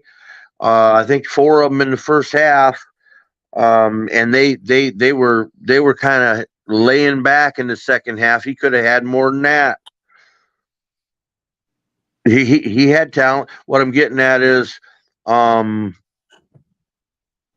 Bears never have put an offensive line in front of a quarterback. Jay Cutler. A lot of people like him. A lot of people don't. He holds almost all the quarterback records for Chicago. I like Jay. There was things I liked about him. There was things I didn't. But Jay Cutler never had a good offensive line. He was running for his life, and he was taking hits like everybody talks about the hits Justin's taken. Man, the rules were different back then. And Justin didn't take shit compared to the hits that Cutler took. Yeah, and we never put a freaking offensive line in front of our quarterback. And then we blame our quarterback for our record, for the stats, for everything else. And I want to see us put a damn offensive line. And trust me when I say this, the changes we made in free agency this year didn't fix our offensive line. And a lot of people think that our offensive line was okay last year. They sucked. And they're going to suck again if we don't do something in this draft about it. And then Caleb's going to be running for his life. That's kind of a special skill of his, though, to maneuver that pocket and run around. Yeah, I heard all about that. It's a different game here, though. He's going to need more than special skills if he don't get better blocking than Justin got last year. No, I agree. The offensive line is still an issue for the Bears, and addressing it in this draft would be very welcomed here in Chicago. And then with Jay Cutler, it wasn't for lack of trying with him in terms of that offensive line. They spent some high picks on offensive linemen while Jay Cutler was here, if I recall, right? 11 different selections from the offensive line. So they've tried to get it right. Now, if Nate, I wouldn't say wrong. I mean, Nate couldn't schedule what happened to his mother and his health, and then Tevin, they went and drafted a guy that needed back surgery, knowing he needed back surgery before they got him, so that Cutler wasn't there then. Oh, are you talking about Fields? Well, yeah, Fields. We were talking about like the whole breakdown about all of that. It's just been one after another as far as the offensive line goes, No, but Dustin, you were talking about when Cutler was in that we spent picks on the line. Chris Williams was a high draft pick at that. Yeah. Oh, bad. Yep. Gabe Karimi. I mean, they spent. Gabe Karimi. Oh my God! Stop. Yeah, and I know we missed on some. Kyle Long was the best offensive lineman we picked for quite some time. And then we ruined him when we tried to put him in the tackle, and he got hurt there, and he never was even right back when they moved him back to guard. Should have left him at guard. He was a Pro Bowl guard. and we fucked that up because we put him in the wrong position. But yeah, we need to get the offensive line right, man, or we're never going to have a quarterback that succeeds. And it's sad because we've went through quarterbacks that could succeed, and and we're always talking about trying to build around them and do right by them and all the kind of words that go flying out. You want to do right by. If Poles wanted to do right by Justin, it wasn't by giving him away for a bag of chips that we can't eat till next year to Pittsburgh. It would have been put an offensive line in front of them, and the same goes back to every other one. If we really want to build you build a team, you start in the trenches. Buck, and I completely agree with you, 100%. You're looking at one right now, okay? Offensive line. Well, not It's anymore. debatable, but yeah, I'm available. I'm just not, especially tonight. But I will say this. Every time we do these mock draft simulators, and all these people talk about how we have this lackluster offensive line. When we get to number 9, the first thing that they lick their chops about is Romeo Odunze or some sort of receiver. They're not looking at offensive linemen. Even the next pick, they will be if Joe Alt's still sitting there. But yeah, I'm telling you, yes, maybe, but still, you pick up the receivers that are high in this draft more times than not. That when we do these mock draft simulators, they will look at a receiver faster than the word. They'll even look at an edge. The last thing that they'll look at, even in like the 3rd, 4th round, they're still willing to mortgage and fall back a little further and get an offensive lineman late in the draft. I promise you, man. I see. When you say they, are you talking about the Bears or people doing mock drafts? People in general that are saying things like what you're saying right now. Not saying you're saying that. Obviously, you see the importance of it and the value of it. And I can't remember how the draft went with you, whether you were like Joe Alt or you wanted he wasn't there. Junior or Roma Dunze or whatever. But if he was there, we'd have been on him. Or Latham. But you know, but we did good on the line. We took a couple second rounders, got a tackle and a center. Yeah. We loaded up on that line. That, like I said, that was the best draft that I had seen, bar none. I'm just saying in general, aside from that historic freaking, you would have been the GM of the freaking century, bro. Straight up. If we would have had that draft and nailed it, hands down, Buck Nasty, GM of the century. Yeah, there was some luck that went into that too.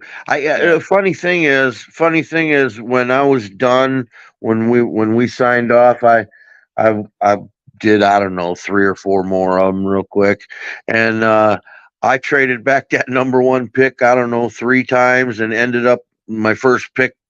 I stayed in the first round, but I was later. My first pick was the 9 pick, and I'll be damned if Jaden Daniels wasn't sitting there at 9 again. So yeah, I grabbed him. That's awesome, dude. Yeah, but that ain't gonna happen. He's not gonna be sitting there at 9. Jaden Daniels will not be there at 9. We're asked right now to run a quick one. So without further ado, let's go ahead and get one in here. Let's see what our trade offers are right off the rip. We're not trading with the ops. Here we go. 2nd, 36, 40, 67th, and Washington's 1st in 2025. Yeah, you're going to have about 4 or 5 of them, and that's always the best one, the Washington trade, if you're wanting to trade. Yeah, that's what I'll say for sure. Is I've noticed throughout these mocks, that's always there.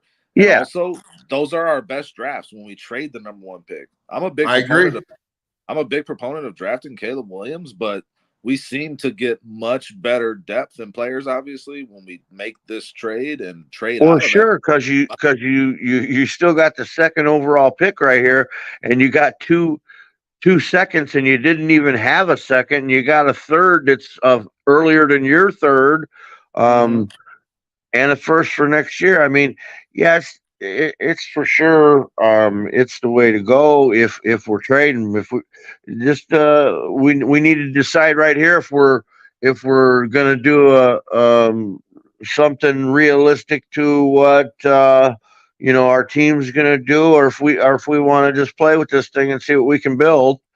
Yeah. I'm leaving it up to the chat this time. Do they want to? Yeah, They're let's the do ones that. wanted us Ask to them do the draft. What do you guys say? Do you want? I mean, because we know the Bears are going to go with Caleb. That's a no-brainer, absolute, like 99.9% chance. But do we want to play with this draft and just see what kind of team we can build, or do we want to go ahead and do that after we do what we know the Bears are going to do? Well, Lewis has got this interesting idea about trading out, and that's all I see out of all that. The rest of the stuff with Arizona and Minnesota, okay, so he wants us to trade out. He's the only one so far that's said anything out of the chat. So if anybody else wants to add to that, trade up from 9 to get MHJ. Trade Okay, up. well, we'll look into that. Ant Mass, what up, bro? Bear down. Okay, so we are gonna keep this. We're gonna accept. We're going to accept, right on. Yeah, we're gonna roll with that. No, right out of the deal, we've got picks 2 and 40. New England wants to trade 3, 34, 68, and the first. But they want our 40 also, huh? But they're giving us a 36. Yeah. A 34. A 34. Yeah, they're giving us a 34, and then it drops back to 68. I'll tell you that's a slight difference from because early third rounder. I've double traded this thing before, and the New England wasn't asking for the 40. They just wanted the 2 and was offering that same. You want to counter and take the 40 out? Yeah, let's do it. How about we drop to 67? No, leave it. Give them okay, nothing. propose. Here we go. Buck Nasty style. Let's do this. Oh. Trust me, they've offered that to us before. But okay, so let's see. We're gonna still mess with them some. They want okay. For 122. Why not offer? You just moved. You moved. I moved 40 to 67. Let's see. I see that. Yeah, give it a shot. I said we try the 122 first. They got it, baby. It's done. So we still got our 40. Yep. Nice. All right, third pick is in. No, New England pick. we're taking Marvin, right? I mean, yeah, he wanted Marvin, so let's give him Marvin. There it is. Jay Daniels still on the freaking. Don't even do. Oh my. He's gonna be there. Hold on. Before we even look at these trade offers, let's take a peek back. Go hide. Go up to hide and hide. Yeah. Daniels is still there. Yeah. Yep. Do we have a quarterback here? Like, okay. So go back to the trade offers. I think I'm saying we're going to be taking Daniels here, but let's look at them.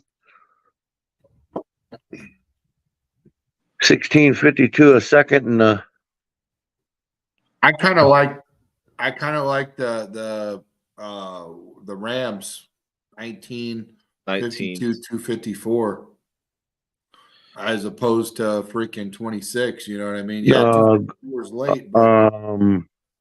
There's a better one than that. Scroll over again. It's just those two. That's it. Just those two. Yep, that's it, brother. Reject both. If we don't take Jaden Daniels right now, if we were to accept one of these trades, we're definitely not getting him. Oh, that's a fact. Yeah. And JJ will be gone too, so we'll be talking Penix Bo Nix. Bo Nix, right? Possibly, and they may be gone too. So Right. I say we take Jaden Daniels. We've already traded back twice, and we still got the second best quarterback looking at us at 9 or at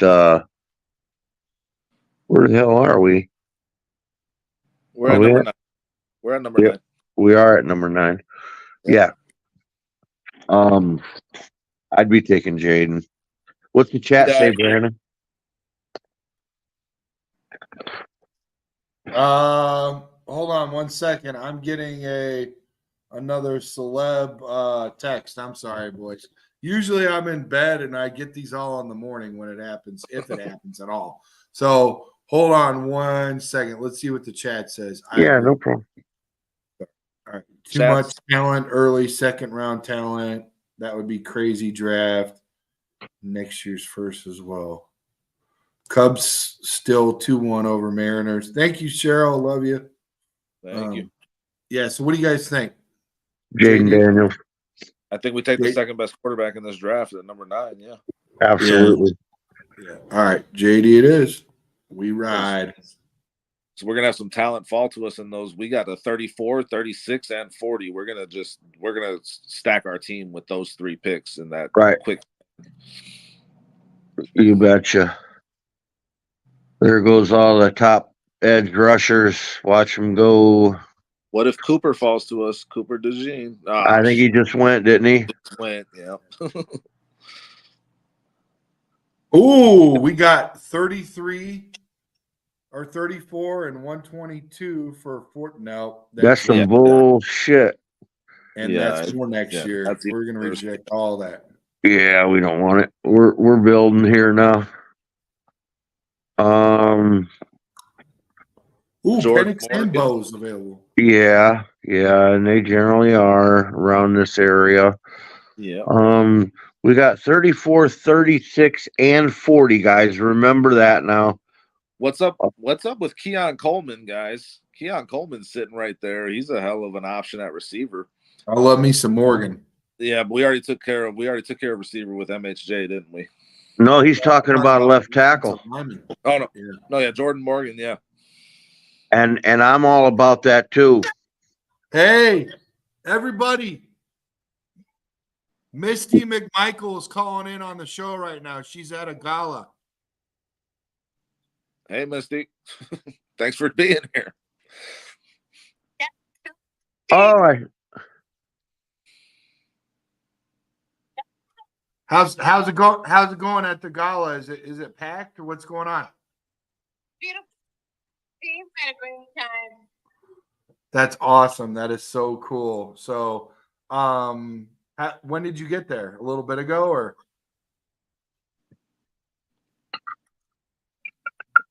Oh my gosh, 4 hours. You're killing it. That's awesome. That's awesome. Have you seen anybody there that we might know?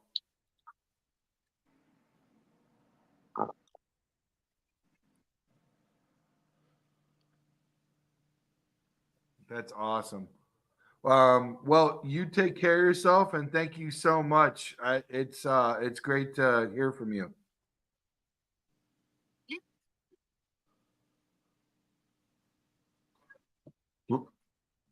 Love you too. All right, have fun. All right, bye. Oh, you're on a All right, love guys. you basis with Misty McMichael. Nice.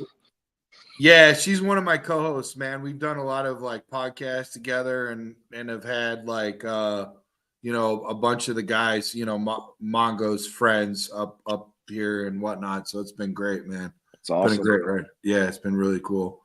So Yeah, all that's right. awesome. So we were talking about Morgan. You guys are on board with that, or Absolutely. Yeah. Absolutely. Yeah. Okay. No doubt about it. All right. Let's look at look at here. We got nope. Nope. Same bullshit. Nope. No. Rejected Get all. Okay, your boys. ass. Get your ass. Darius Robinson's still available.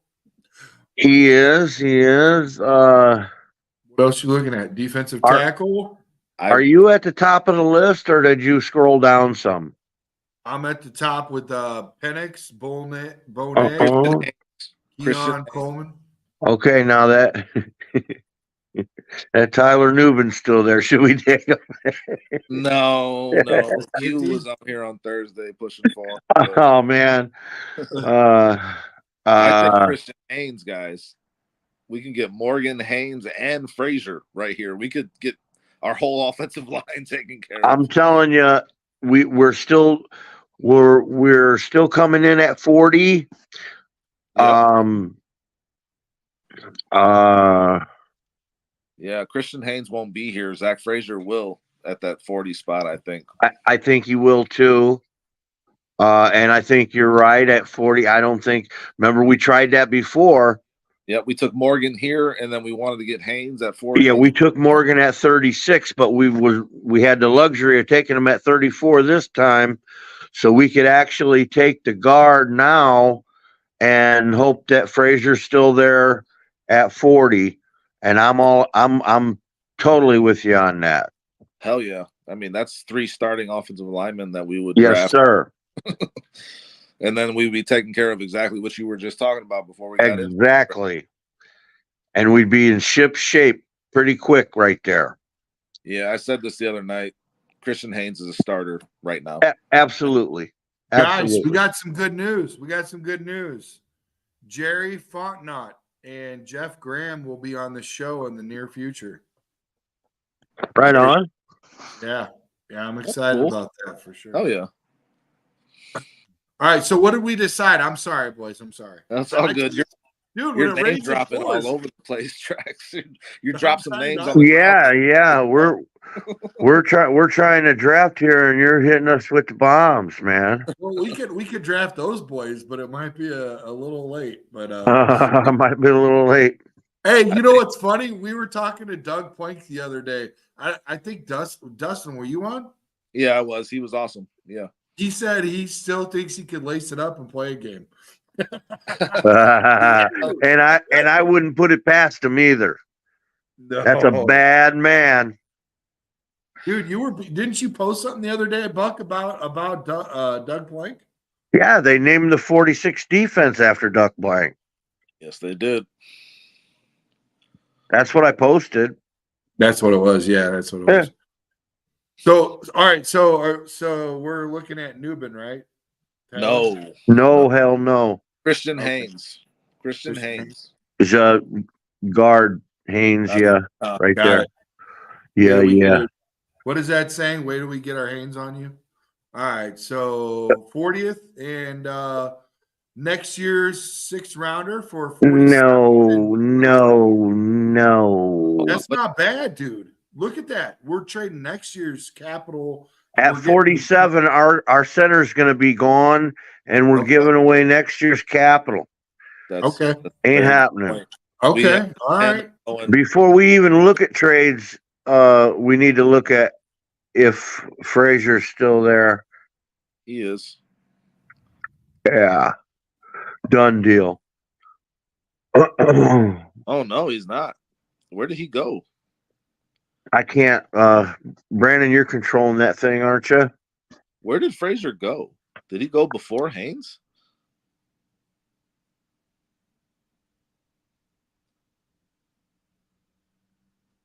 What the heck? No way. I don't see Frazier unless I passed it up. My eyes. No, he's still there. Okay. He's still there. Center? He's still there as a center. Yeah, scroll up. No, the other way. That is. Oh, you're on centers. I see. Yeah, I don't see him. What the hell? Where did he go? Chargers. Right there. Yep. Oh, no. It just happened. Oh, right after us, man. Right after us. Right after. Yep. Thanks, Lewis. Yep. Oh, okay. That's all right. No big deal. We'll get what? So we can still get Cedric Van Pran Granger at and that's what we'll be shooting for. We'll be shooting for him at 68. Yeah, so edge at 40. That's not a bad idea. Absolutely. What do we got? Darius Robinson, Missouri. And that's a no-brainer. Yeah. You guys good with that? Yeah. Let's go see what the chat's doing. Are they Yeah, rolling? check them. But that's I'm all about that Robinson pick. Chat wanted Frazier. Well, yeah, so did we. Yep. Sometimes I forget we have a hot mic and I'm just talking to you two boys. That's Especially what we were so shooting freaking for. Moody Rangers. Like, oh my god, that's crazy. We yeah, let's go back. I think it's Darius Robinson here, guys. I mean, he's got That's that. what I saw in the chat. Somebody said that maybe. yeah. Yeah. So now we're hoping to still have Van Pran here at 67. Looks like he's still there, unless I missed him. Dude, did you see that quarterback just went? That's crazy. They're falling far in these mocks lately. Bo Nix. Yeah, we got him. No, we ain't trading. We got to get our center here. Especially not with the fucking Packers now.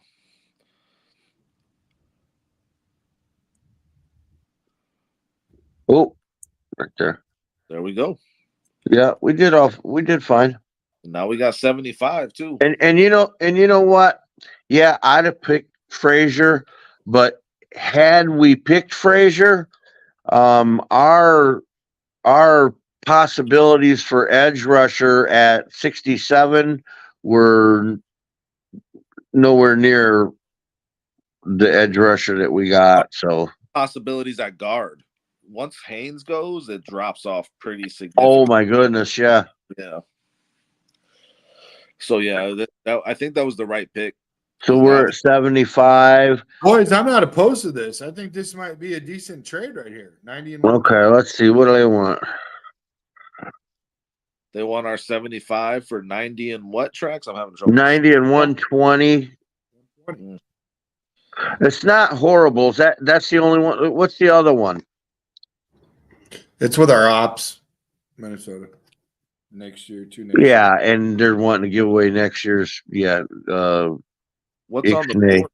We can Ixnay on that. Yeah, we got to take a look and see what's on the board. We haven't got a receiver yet. Well, we've done a fine job for our offensive line. We've got a good hopeful in an edge rusher. But man, we did address. You're receiver. way down there, Brandon. Oh, you're looking at. Dude, we could get Brandon Rice at 131 on 122, even if we're not even looking at our trade offer, which is going to give us 120. So we could still address receiver at 90 or 120 and get an extra pick in there for all of that in a bag of chips. I know, but let's look at who's available now just to see. Let's look at all and just take a peek at it. Yeah. We also you go too fast for me.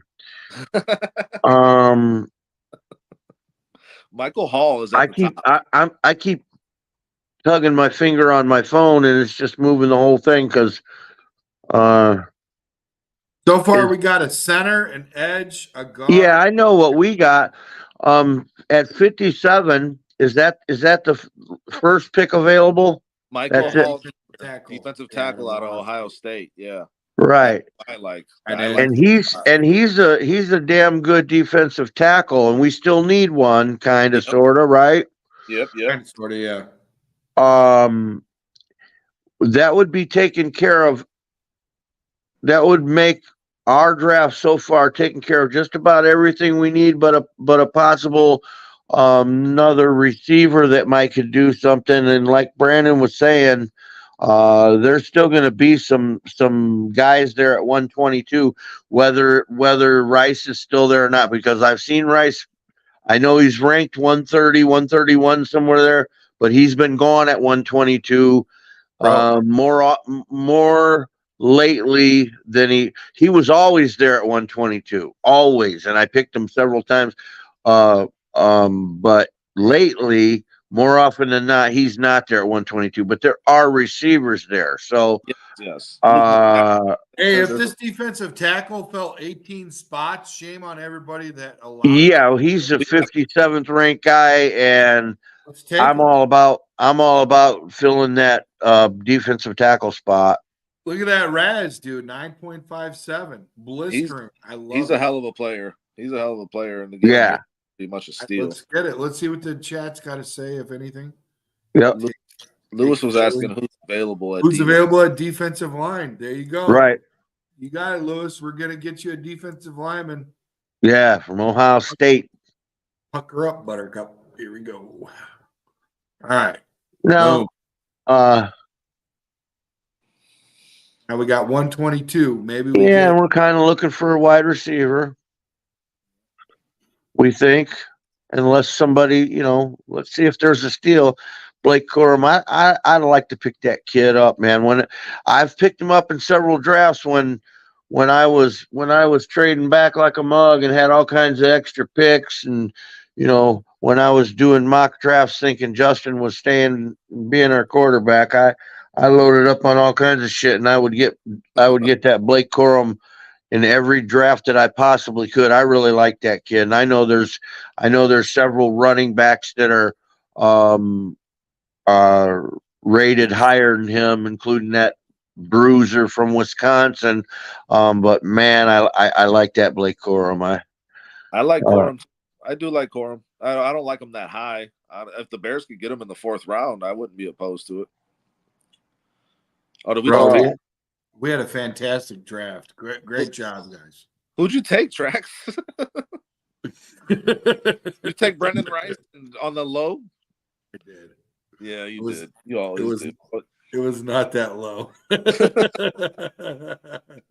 Which there's absolutely zero comfortability there because Justin, he cut us out, didn't he? Yeah, he did. He did. He boxed us out. Man, I never seen nothing like it. Like the first cheeseburger on the grill, baby.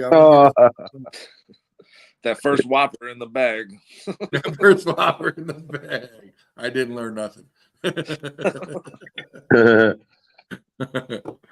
No, man, that was a great freaking. I'll tell you a Whopper story while we're waiting for this to happen.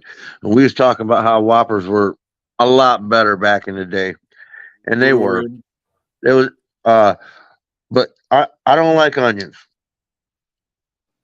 I can't stand raw onions.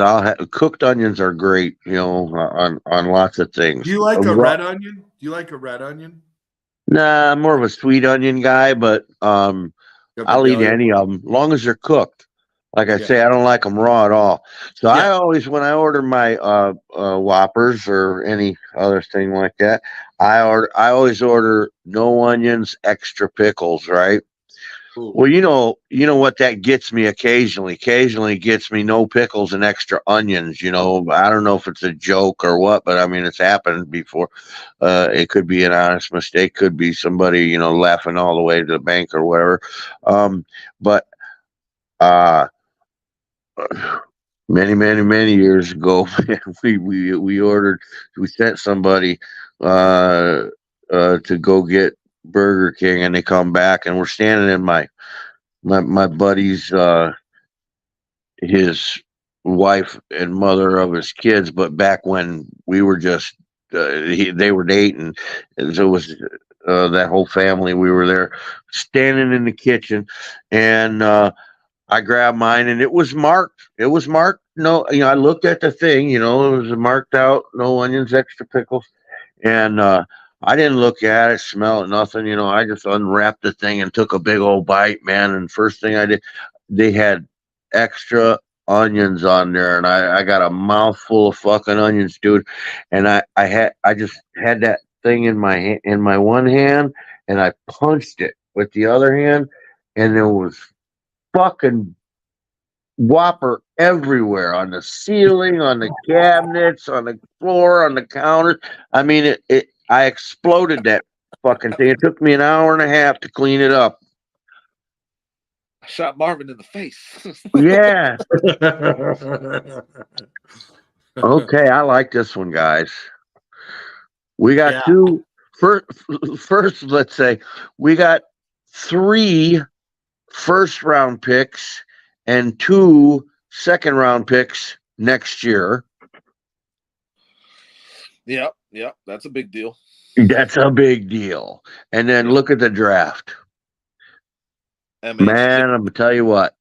We got Marvin Harrison. We got a new center, new guard, new tackle. We got an edge rusher that could just be starting day one and working on opposite sweat, could be very successful as a rookie. We got a rotational guy that's gonna be playing from day one on the D line, and a receiver that could compete for the number 3 spot at 122. I don't know if he's competing on this roster with Keenan Allen, DJ Moore, and MHJ, but he's definitely good insurance. Oh, I forgot we just drafted Marvin Harrison. Yeah. I was Marvin Harrison was first on my mind in this draft for so long that once I knew we were getting Caleb, Marvin Harrison thoughts I lost him from my mind. I forgot we had drafted him. If we hadn't drafted him, I'd say Rice would be competing for that 3 spot on our team. Yeah, I agree. Not now though. Yeah, I get you. You're right. Yeah, I agree. Yeah, I forgot but yeah, man, what a nice one. That's a nice one. Yeah, I think it was a very great draft. Perfectly executed. It all started off with Marvin Harrison Jr. You can't go any better than that, especially when you're going to get 2 first-round draft picks in the following year.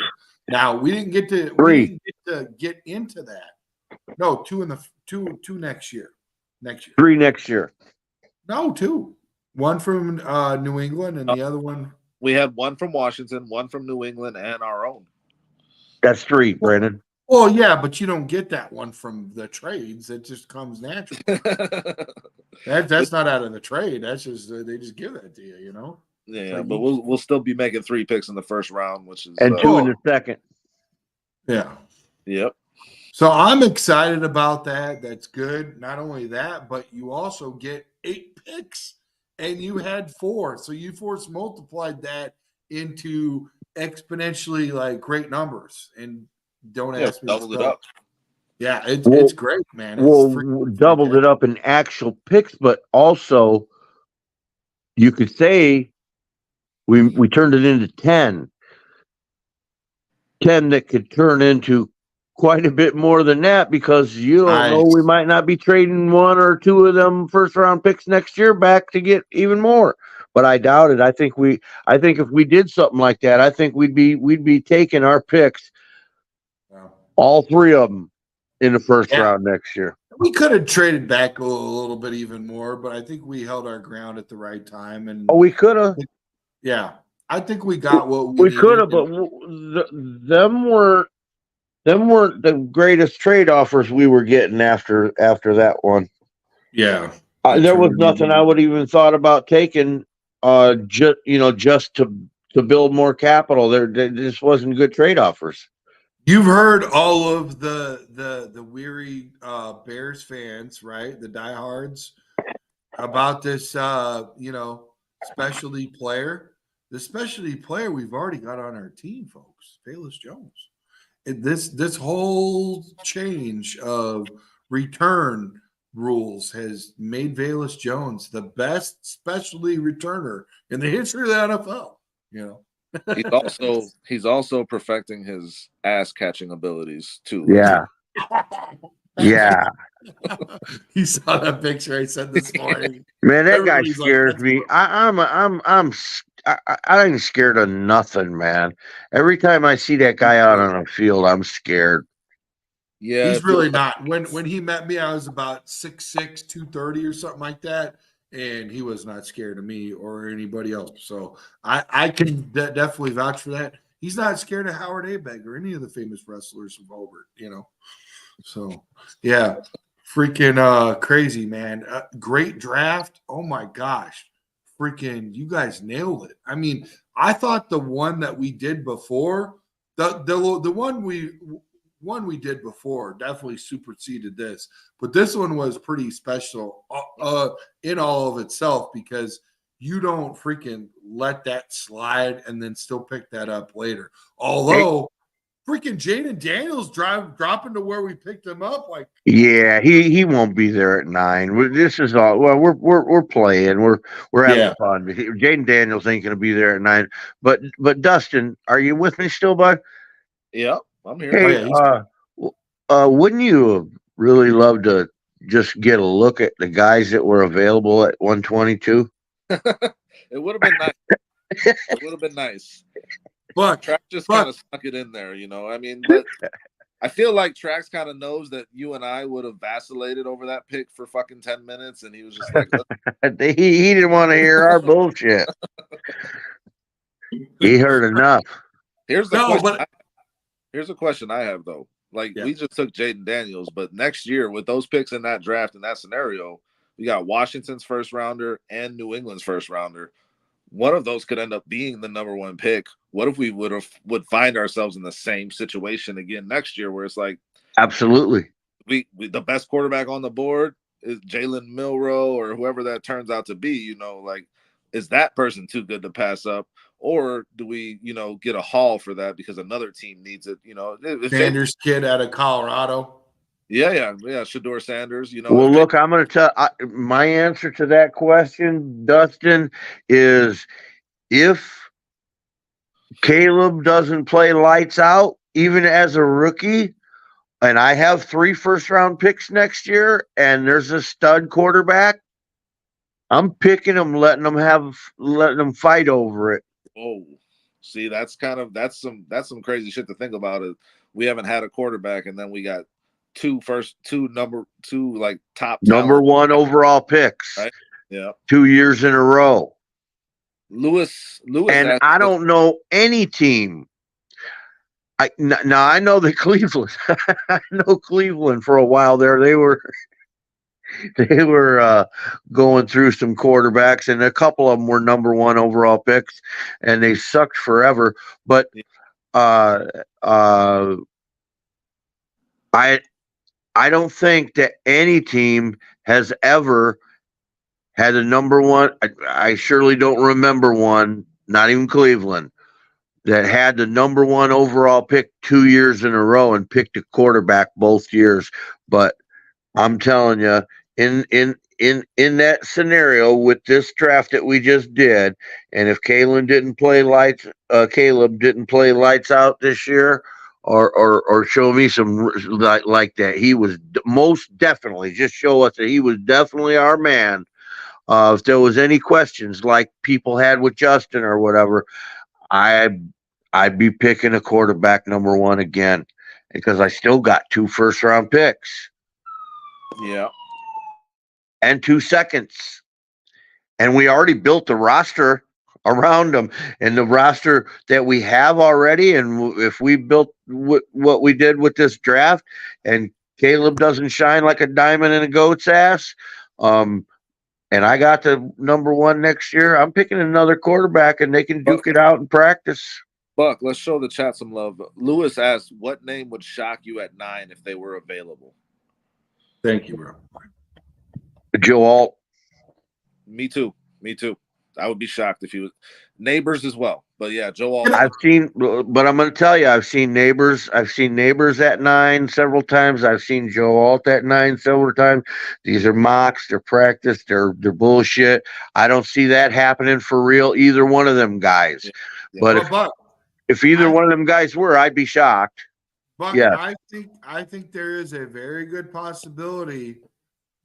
Tennessee knows how deep this draft is with offensive linemen all the way up until the 4th round. If Brock Bowers is available at 7, they'll snipe it. which means at 8, that obviously is a QB. At 9, we go ahead and get our freaking Joe Alt, bro. If not, we got a problem on our hands because our freaking GM's going to be looking at the fact of, do we go ahead and get, Rome Dunze, or do we go ahead and get Joe Alt? You know what I'm saying? I would definitely get. I don't care who else is still there at 9. If Joe Alt's there at 9, I'm picking Joe Alt. Can I say something really quick though, and you can correct me if I'm wrong because you Can I always correct you do. before you even open your mouth?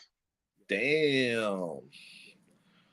So the thing about it is though is like the rest of the NFL. You look at the rest of the NFL, and they don't all have perennial Pro Bowl offensive linemen. For the most part, most people don't even know the name of offensive lineman unless you're shopping for them because the freaking the film room looks like a gangbang when you freaking in terms of how many times your QB got sacked. So my point to you is like, really, what does this get down to? Like, can we solidify our offensive line with the left tackle that we've already have in house, or is it really that big of a deal that we have to go out and get somebody? I mean, what's your take on that, Buck? I don't see Braxton Jones as a starting left tackle. He's done a decent job.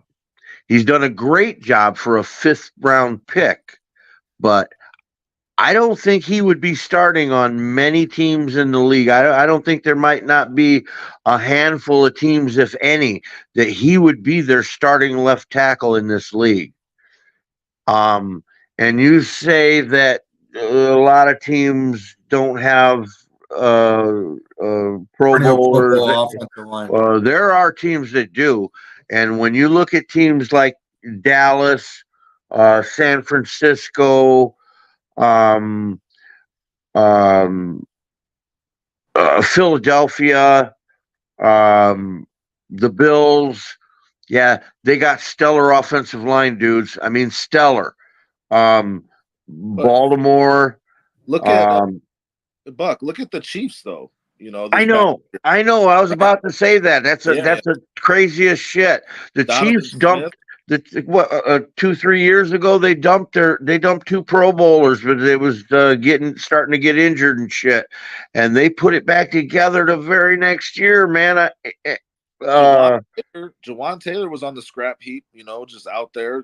Donovan Smith was a bargain left tackle. I mean, they gave up a lot of pressures, but the thing that but they got that Brown. They got that Brown, isn't it? The left tackle from Baltimore that they got? Orlando Brown. Now he when they got rid of their Pro Bowlers, they picked up Orlando Brown. Why they let him go? Well, money, I'm sure it was a money thing. But his contract was up or something. Yeah, sure. I wanted to make though was that their sack rate was so low, and a big part of that was because of Patrick Mahomes' ability to be a magician in the pocket and be really decisive with the ball. The quarterback helps the offensive line as well. It's a fact. It's a fact. Yep. And I think Caleb Williams has some of those abilities, so that gives me some optimism. Even if this offensive line doesn't make any significant changes in the draft, I know Caleb Williams is a rookie, so it's hard to compare, but just his ability to maneuver in the pocket so well and make good decisions with the football gives me a little more optimism in terms of how successful this offensive line will look with Caleb Williams under center. I get you. I just have a lack of confidence in the boys we got out there, man. I really only like 2 of them, to be honest with you. Yeah. Right. And Tevin Jenkins is always hurt, so that's the thing. And Tevin's the other guy that I was going to say that I liked. And that being said, like you said, you can't count on him being out there all the time. Hopefully he squares that up and has a year or two where he doesn't get banged up. But yeah, so far he hasn't made a full season, and If so if he so does, yeah, we need help. I I see the guys we have on this line for the most part as being depth pieces. I think we need some studs up there, man. a lot of depth, not a lot of starters. Yeah, I mean, Yeah. jokingly, I have said before that, and everybody says Poles was a lineman. Yeah, Poles was a backup lineman, is what he was when he played. For the most part, he was a backup lineman, Does and that so mess up his decision making as a GM though? Is he always shopping the clearance rack, especially since he was, like the head player of operations at the Chiefs and whatnot? Do you think that maybe he's always looking at like I I was definitely like a fourth or third rounder, so really like if we go like like after the draft, undrafted, those type of guys, they're there. They're there. I was there. I was there. Does that mess him up, or do you think he's got it he's neatly tight? Do you think that he thinks he's bark? I think sometimes Poles thinks he's finding diamonds in the rough or that yeah, diamond in his ass. that's what he's looking for. I think that's what he thinks he's No, doing. he's not. He You're right, Dustin. He's not exactly bargain shopping per se. He Right. is and he isn't. He's looking for a guy who's worth more. Thank you, Cheryl. He really likes Ryan Bates. He Yeah, he really does. he wanted him before. He traded a pick to get him. If he's even close to right Bates on is that, still working off of his contract with freaking. Yeah, he's working off the contract that we offered him because that's what they matched. That's what they managed. yep. And so yeah, So if he's sad thing is, we didn't have him for 2 years and had to give an extra fourth to get the remainder of that contract. But however it works out, I hope the guy comes in and does really well. If in fact he ends up being, it's looking like right And now then, before the and draft, then as soon as we he's going to be traded the him, starting center. Everybody's saying, yep. and then as soon as we traded him for a fifth, they released their first round center or their starting center Mitch for Morse. nothing. For Yeah. nothing. We got their backup for a fifth rounder, but their starting center they released. nothing. Yeah, they just released him. Yeah. Yeah. Yeah. Could be a miscalculation on his part. But And then yeah, that Rams center that we picked up, what was the stat on that, Dustin? 34 QB hurries allowed last year, tied for most in the league. God. And you wonder why Buck wanted to go get a center in the draft. Yeah. Yeah. The thing is, though, I'd like to get Powers Johnson now. I'm telling you, if this is why guys if our like guy Buck ain't there at 9 and we trade back, it depends on where we trade back to, because I mean there's some scenarios where I wouldn't be going for him, but in a lot of cases I would say that, and I might end up even trading back twice and hoping, trying to get him. Powers Johnson's the guy I'd like to get for center. This is why guys like Buck, and not necessarily like really PO'd, but just frustrated with the whole thing, because you still got to see how the way it plays out, right? You Yeah. look at it in its entirety, where like there's so many holes on the team, and not necessarily that Buck is completely against the Caleb project, but that we could get, and we just went through a mock, and it's just a mock, it's just for fun, just like Buck said, just like Dustin said, we all say this, it's just for fun, guys, right? But Yeah, look at because it they're not going to do anything close to what we are doing. No, Never. They never do. So No, because we're so much better than they are. But I mean, so, but I mean, in its totality, like you look at it and it's like, okay, like we got to mortgage something, and you are definitely taking a step back, not necessarily back to 9 or whatever that we picked Jaden up at, but the ridiculousness of it is like how much mortgage is there that you could just like go and get so many other pieces that is needed to fill. Like we went from 4 to what did you say, $110? Like you really look at it like 10 because you got 2 into next year. So that is amazing that we went over double of what we could have had as far as draft capital just by the fact of we're not really like worried about getting the best quarterback out of it. And the guy that called us a little bit ago, the quarterback Eric Kramer that had a phenomenal 1995 year. Yeah, You listen to one of the best years for a Bear quarterback ever. Yes, and you listen to him and his sales pitch on how you don't have to be the best quarterback in order to drive your team to the freaking playoffs or the Super Bowl. You just have to be on that vehicle and not make a lot of mistakes, not throw a Right. lot of interceptions, not Right. fumble the ball a lot, not get sacked a lot, make smart decisions and get your team there. And I think that's what we did with our draft, and we got so many holes filled. You know what I'm saying, Dustin? And Yeah, I do, and I would just kind of I like it. Like I said, when we've done these simulations, we've obviously gotten the biggest bang for our buck when we've traded back. absolutely. Bang We for had a our lot buck. more fun doing it. We've had a Yeah, lot more no, fun doing it, but I just really think that the difference, the drop off from Caleb Williams to the next best quarterback is pretty big.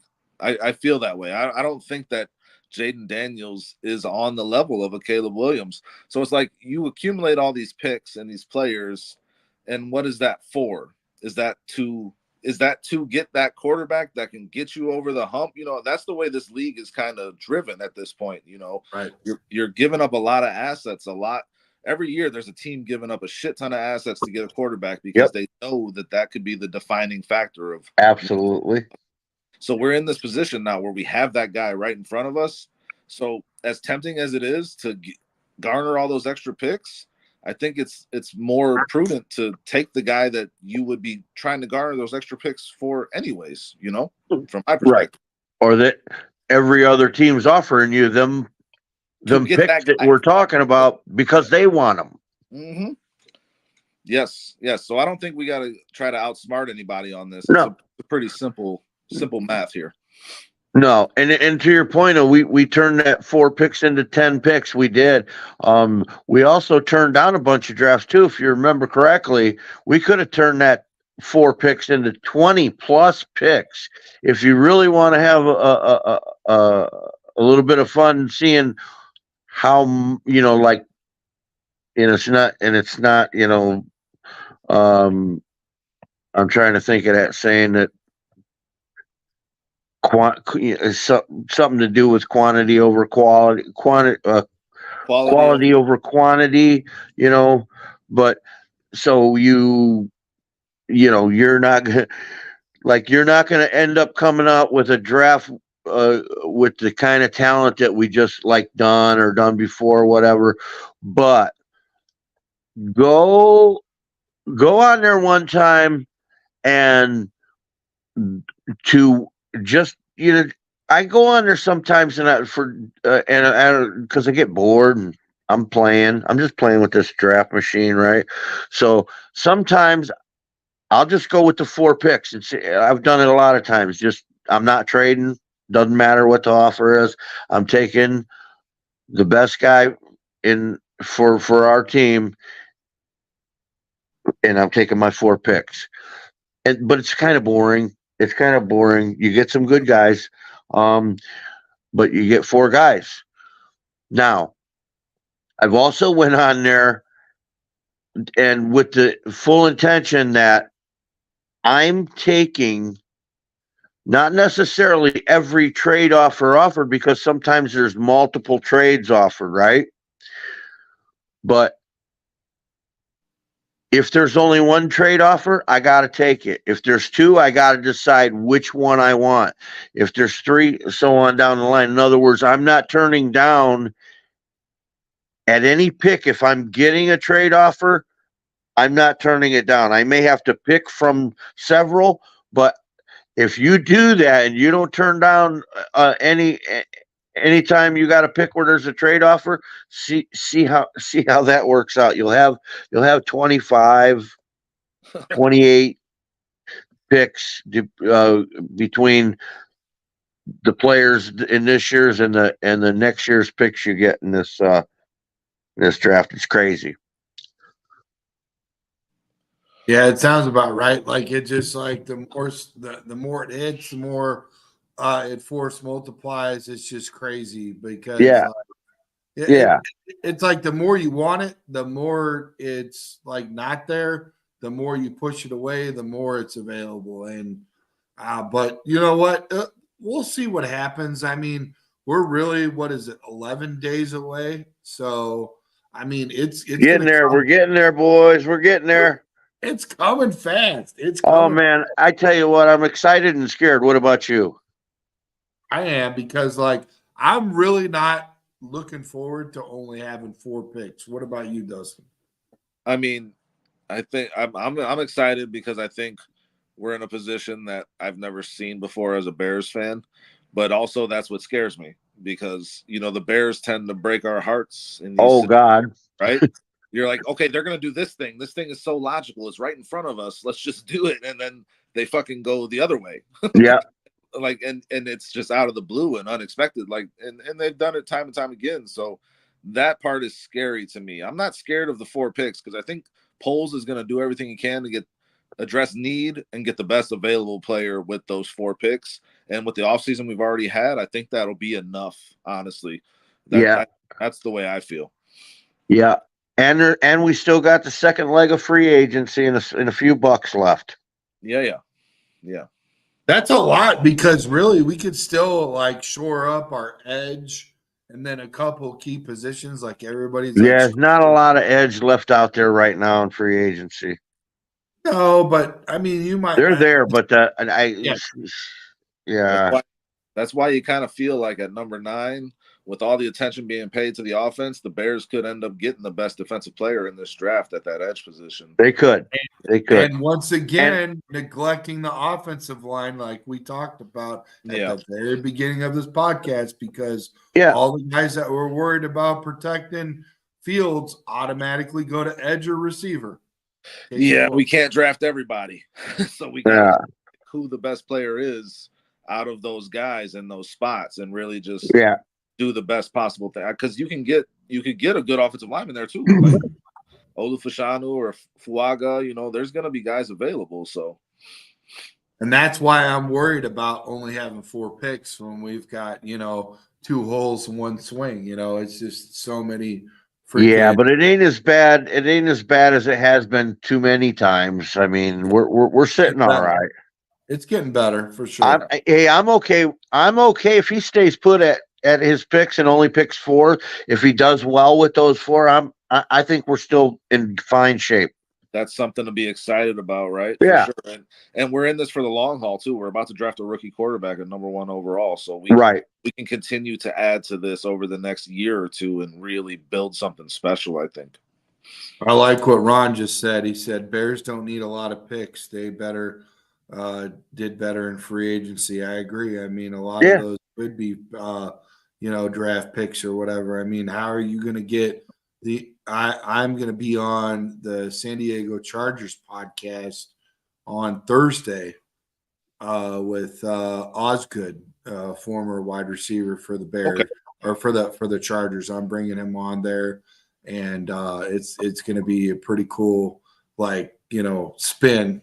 I'm excited about it because I brought it to them. I'm like, well, I can get you Kasim Osgood. He's like, what? We've never had a Charger freaking alumni on here. How are you getting these? And I'm like, don't worry about it. So I'm bringing him. So it's going to be a good time and all that and whatever. But they're going to be asking us, obviously, the number one question. The only reason why they're pimping me out is like, how do you guys feel about freaking having our old freaking wide receiver? And I'm going to be like, we're elated about it. Are you freaking kidding me? He's still got a little freaking tread on the tires, a little bit of freaking I believe so. dude. 2 3 years at least, man. And you know what? He doesn't. Well, but we only got he's only under contract for one season. Let's be real. And he's going to cost a lot of money if he performs. He's already costing a lot of money. Yeah, but 23 mil. Yeah, he's going to go up. No. I don't know. I think listen to me. He's costing us 23 mil. Mm-hmm. The Chargers are picking up several mil also. Yeah. His dead cap. And I'm not sure exactly what it is, but I'll bet you he's making 30 minimum, probably a little bit more. Now, is he willing to sign a team friendly contract with the Bears, who he has now only played for one season? I don't know, man. I think he's going to be looking for more money than we can give him. I really think we're only going to have him for a year. Depends on how well the season goes. Yeah, there's a lot of things will come into play for sure, and one of them is how good Caleb is. Well, I look at it too as, he got 3 girls and 1 boy sitting on that lap with his wife, and that's a lot to move. So I'm not going to shimmy shake off that. I'm going to keep it in shy. And if everything's looking good with Chicago and, it's all heading north, I'm not going to move from San Diego to Shy and then somewhere else off the beaten path and just bounce around like a BB in a beer can. I'm going to try to stick with it and try to ride this thing all the way to the promised land and get myself a freaking chip. You know what I mean? That would make sense to me. So if we but how many chips? I mean, I don't think that for a guy who has none. I don't think that he's gonna come very cheap. I don't see him. I don't see him signing a contract for less than probably 25 mil, and I doubt that really. Really? Well, what's he may. Hey, look, he had his best year last season. Yeah, as a slot receiver. If he has another great year this season, he's going to be looking for more money than he's making, not less.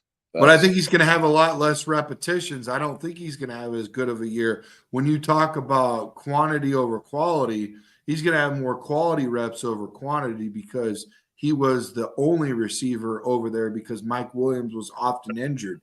He was the only piece that was keeping the Chargers somewhat very much not relevant. So I think when you put the bookends out there and put him at slot, because if we get a Dunze, he's definitely going to be a freaking a Z receiver, and then the X receiver would obviously be freaking DJ, and then you're going to have the slot being, and rightfully so. They may move that around a little bit because DJ's good in the slot too.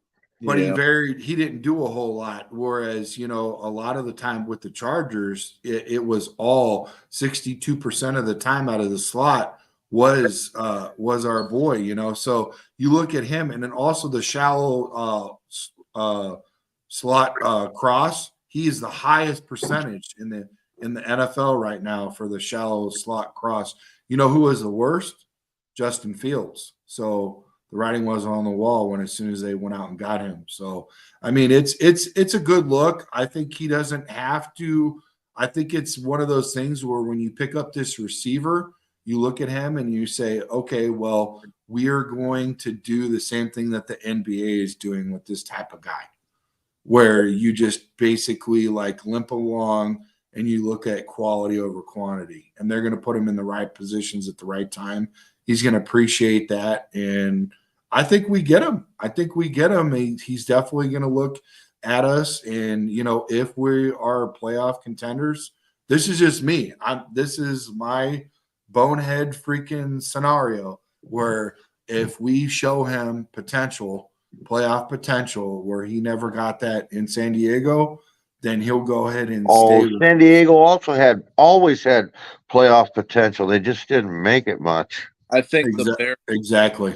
I think the bare minimum you're looking at Keenan Allen asking for is a baseline is Calvin Ridley's deal that he just got in Tennessee, 4 years, 92 million, 50 No, million. that was somebody being very desperate. I look at the DJ Moore 16 mil deal, and I'm thinking it's no, DJ Moore is 19 and 22. DJ Moore is going to want more money too. Absolutely.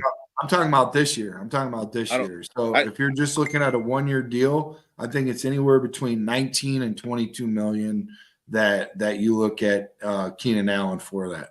Well, those kids that you were talking about sitting on, he's not going to want a 1-year deal.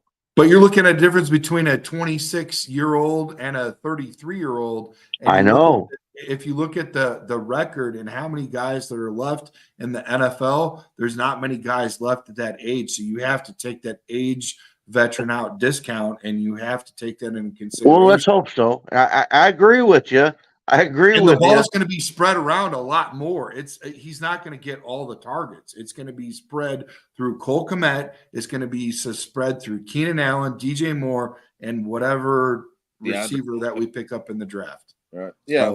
So I think getting that rookie receiver is so important because of this very reason, though. Because if Keenan Allen does outperform what our expectations are, he is not going to take a discount on his contract, and the Bears might not be in a position to pay him and continue to address other needs. So having a rookie to step into that role a year later is kind of important when you're looking at long-term planning, in my mind. But look at 2 other receivers on the Chargers. Name 2 other receivers that were healthy and not often injured that were there for the whole entire season.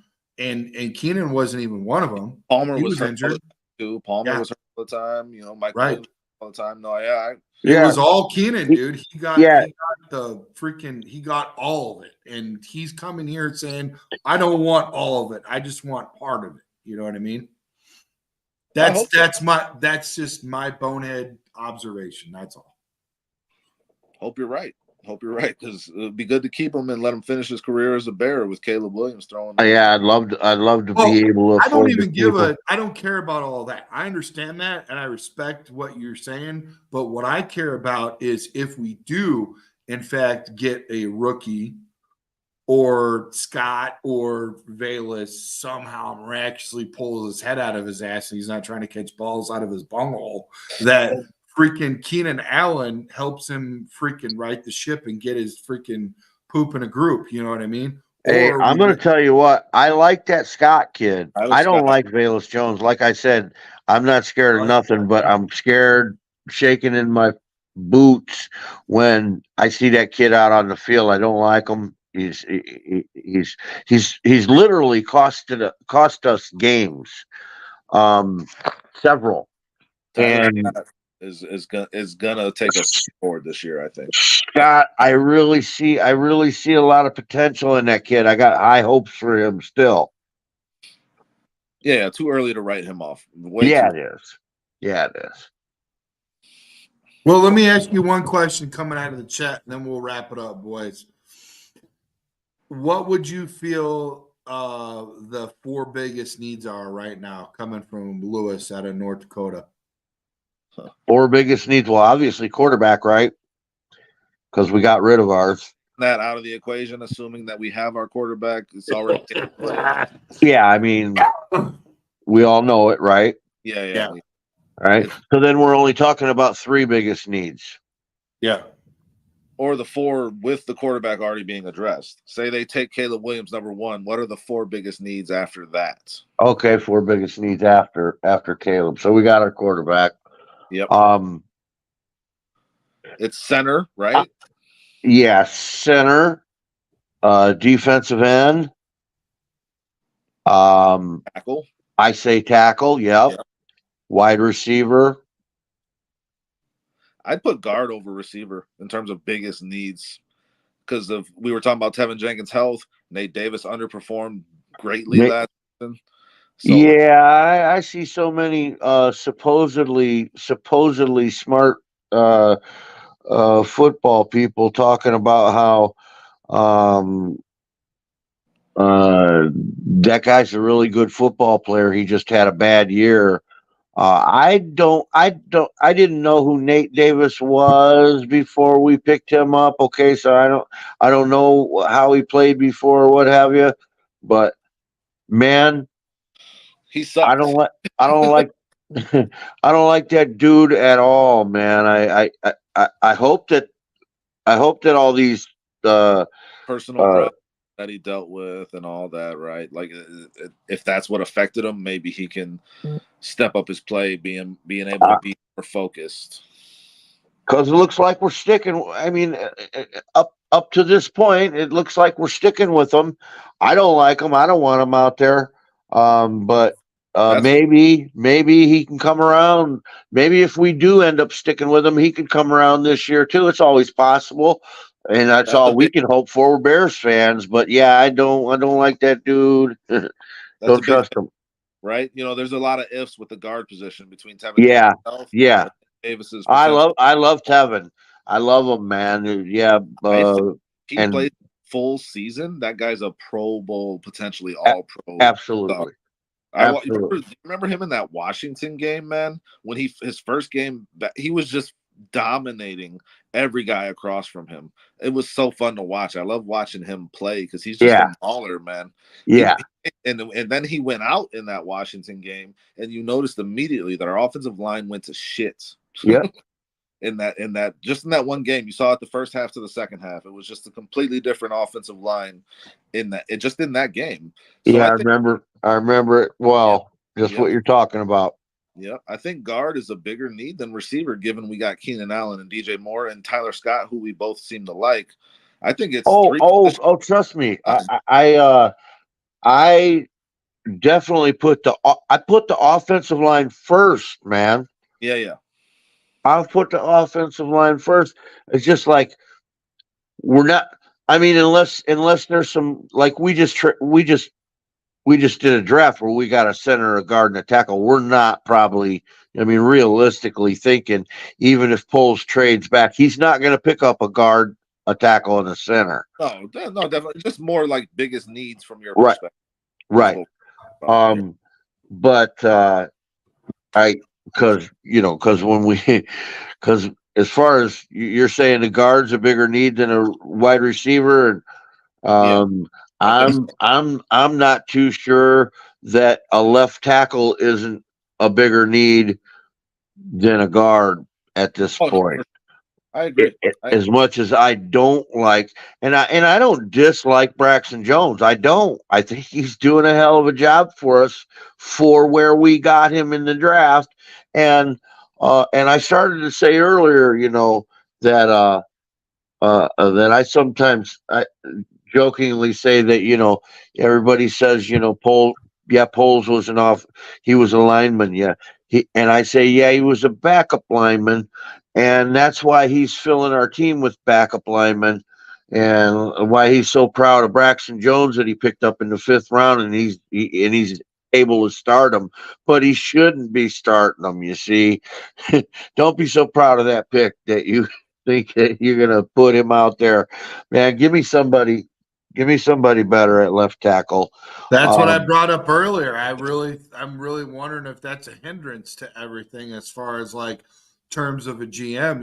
If you're just freaking shopping the clearance rack or doing your due diligence and then you go over to the Chiefs where you were always in the playoffs. You're often in the playoffs. So you're looking at the back freaking 16 instead of the front 16. You know what I mean? So it's like, where are we at in terms of like, GMness? Like, are you still, obviously you are like learning on the job? You're not, we didn't get a GM that has already had a job before. Like, he's learning as he goes. So it's, well, now, everybody else is going to make it. He's going to somewhat, make, but he was in a position in Kansas City to be yeah, involved in these decisions, not necessarily making them, but player he had a personnel. voice over there, and he Oh, was yeah. involved in a lot of these type of decisions there.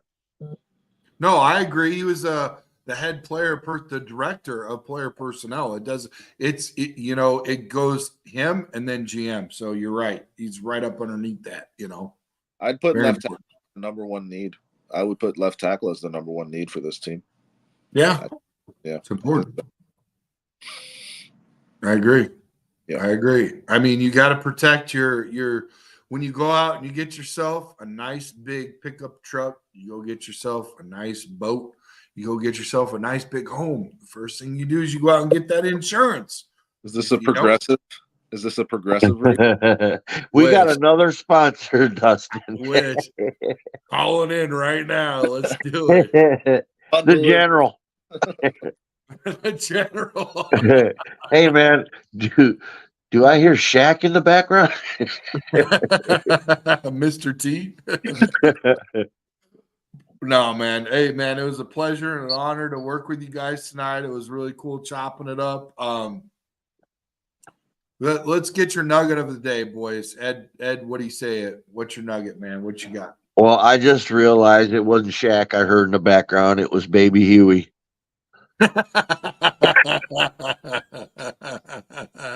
That's Fair my enough. nugget. That's my nugget. Brandon tracks. Dustin, what do you got, buddy? I'll get a little more introspective, man. Driving around today, sun's out, it's beautiful. It's just like brought me back to when I first got my license, man. And everything that you were just excited to drive and just happy to be doing it. And I just think everybody should approach driving like that in general. We're all so pissed off and stressed and impatient about where we're trying to get to. Like, enjoy the ride while you're on it. It's a beautiful day. Yeah, and you know what? That motherfucker. Oh man, dude. Now here, Dustin was just talking about enjoying the ride, and you're motherfucking people. This This motherfucker. guy, man, this guy had the nerve to cut me off and then just slam on his brakes on the way into work. Slammed on his brakes. And then we were both sitting at the damn same stoplight, man. Unbelievable. No eye contact. I hear you, Dustin. I hear you loud and clear. This is Hey, I was doing some joyriding myself today and enjoying the weather, Dustin. I took my old lady out to Michigan, bought her 3 ounces of weed. She was just tickled pink. Oh, now, she lied, though. She promised me a BJ, and she's back there sleeping. But whatever. We've been on this thing for 2.5 hours, man. Maybe it's on you a little bit. You probably could have got that. Don't let him know that. He might not agree next Brandon put it to me again.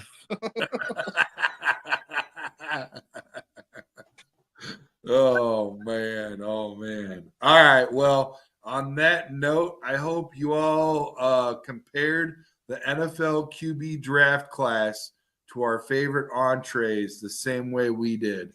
And you enjoyed all of our recipes and listened to all Buck Nasty's, favorite savory tips and nastiness. So look, we're going with the bone in, right? Bone in. Bone in. Yeah, we're going with the bone in, guys. Bone in, baby.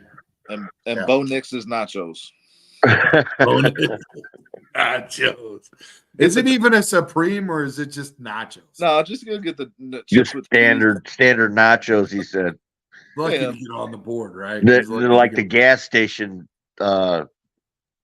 nachos. Maybe it's Roller Grill because Roller Grill is kind of like Bo Nix, where he's been in college football for like 8 years or some shit. I think it's like 6 or 7. Man. You're like really like we'll take a chance on it because like we don't really know how long you've freaking been there, but I'm hungry and it looks good and it's cheap, so let's go after Bo Nix. So what was that? Was that because of COVID and stuff? Robert Lee says I learned a lot tonight. You're full of shit, Robert. I feel like learned a lot tonight. You freaking are dumber than the chair I'm sitting on, dude. You learned nothing on this one. You learned nothing on this one, Robert. Sorry, bro. Love you. I appreciate your sincerity. He obviously was freaking talking shit. You think it was? Hey, what are you trying to say? It was sarcasm? There was none of that on this show up until Robert came here. I'll see you guys. All right, see ya. Thanks Bye. again. Joining us. Good time, guys. Have a good Yeah. night. All right. 1 second, Dustin.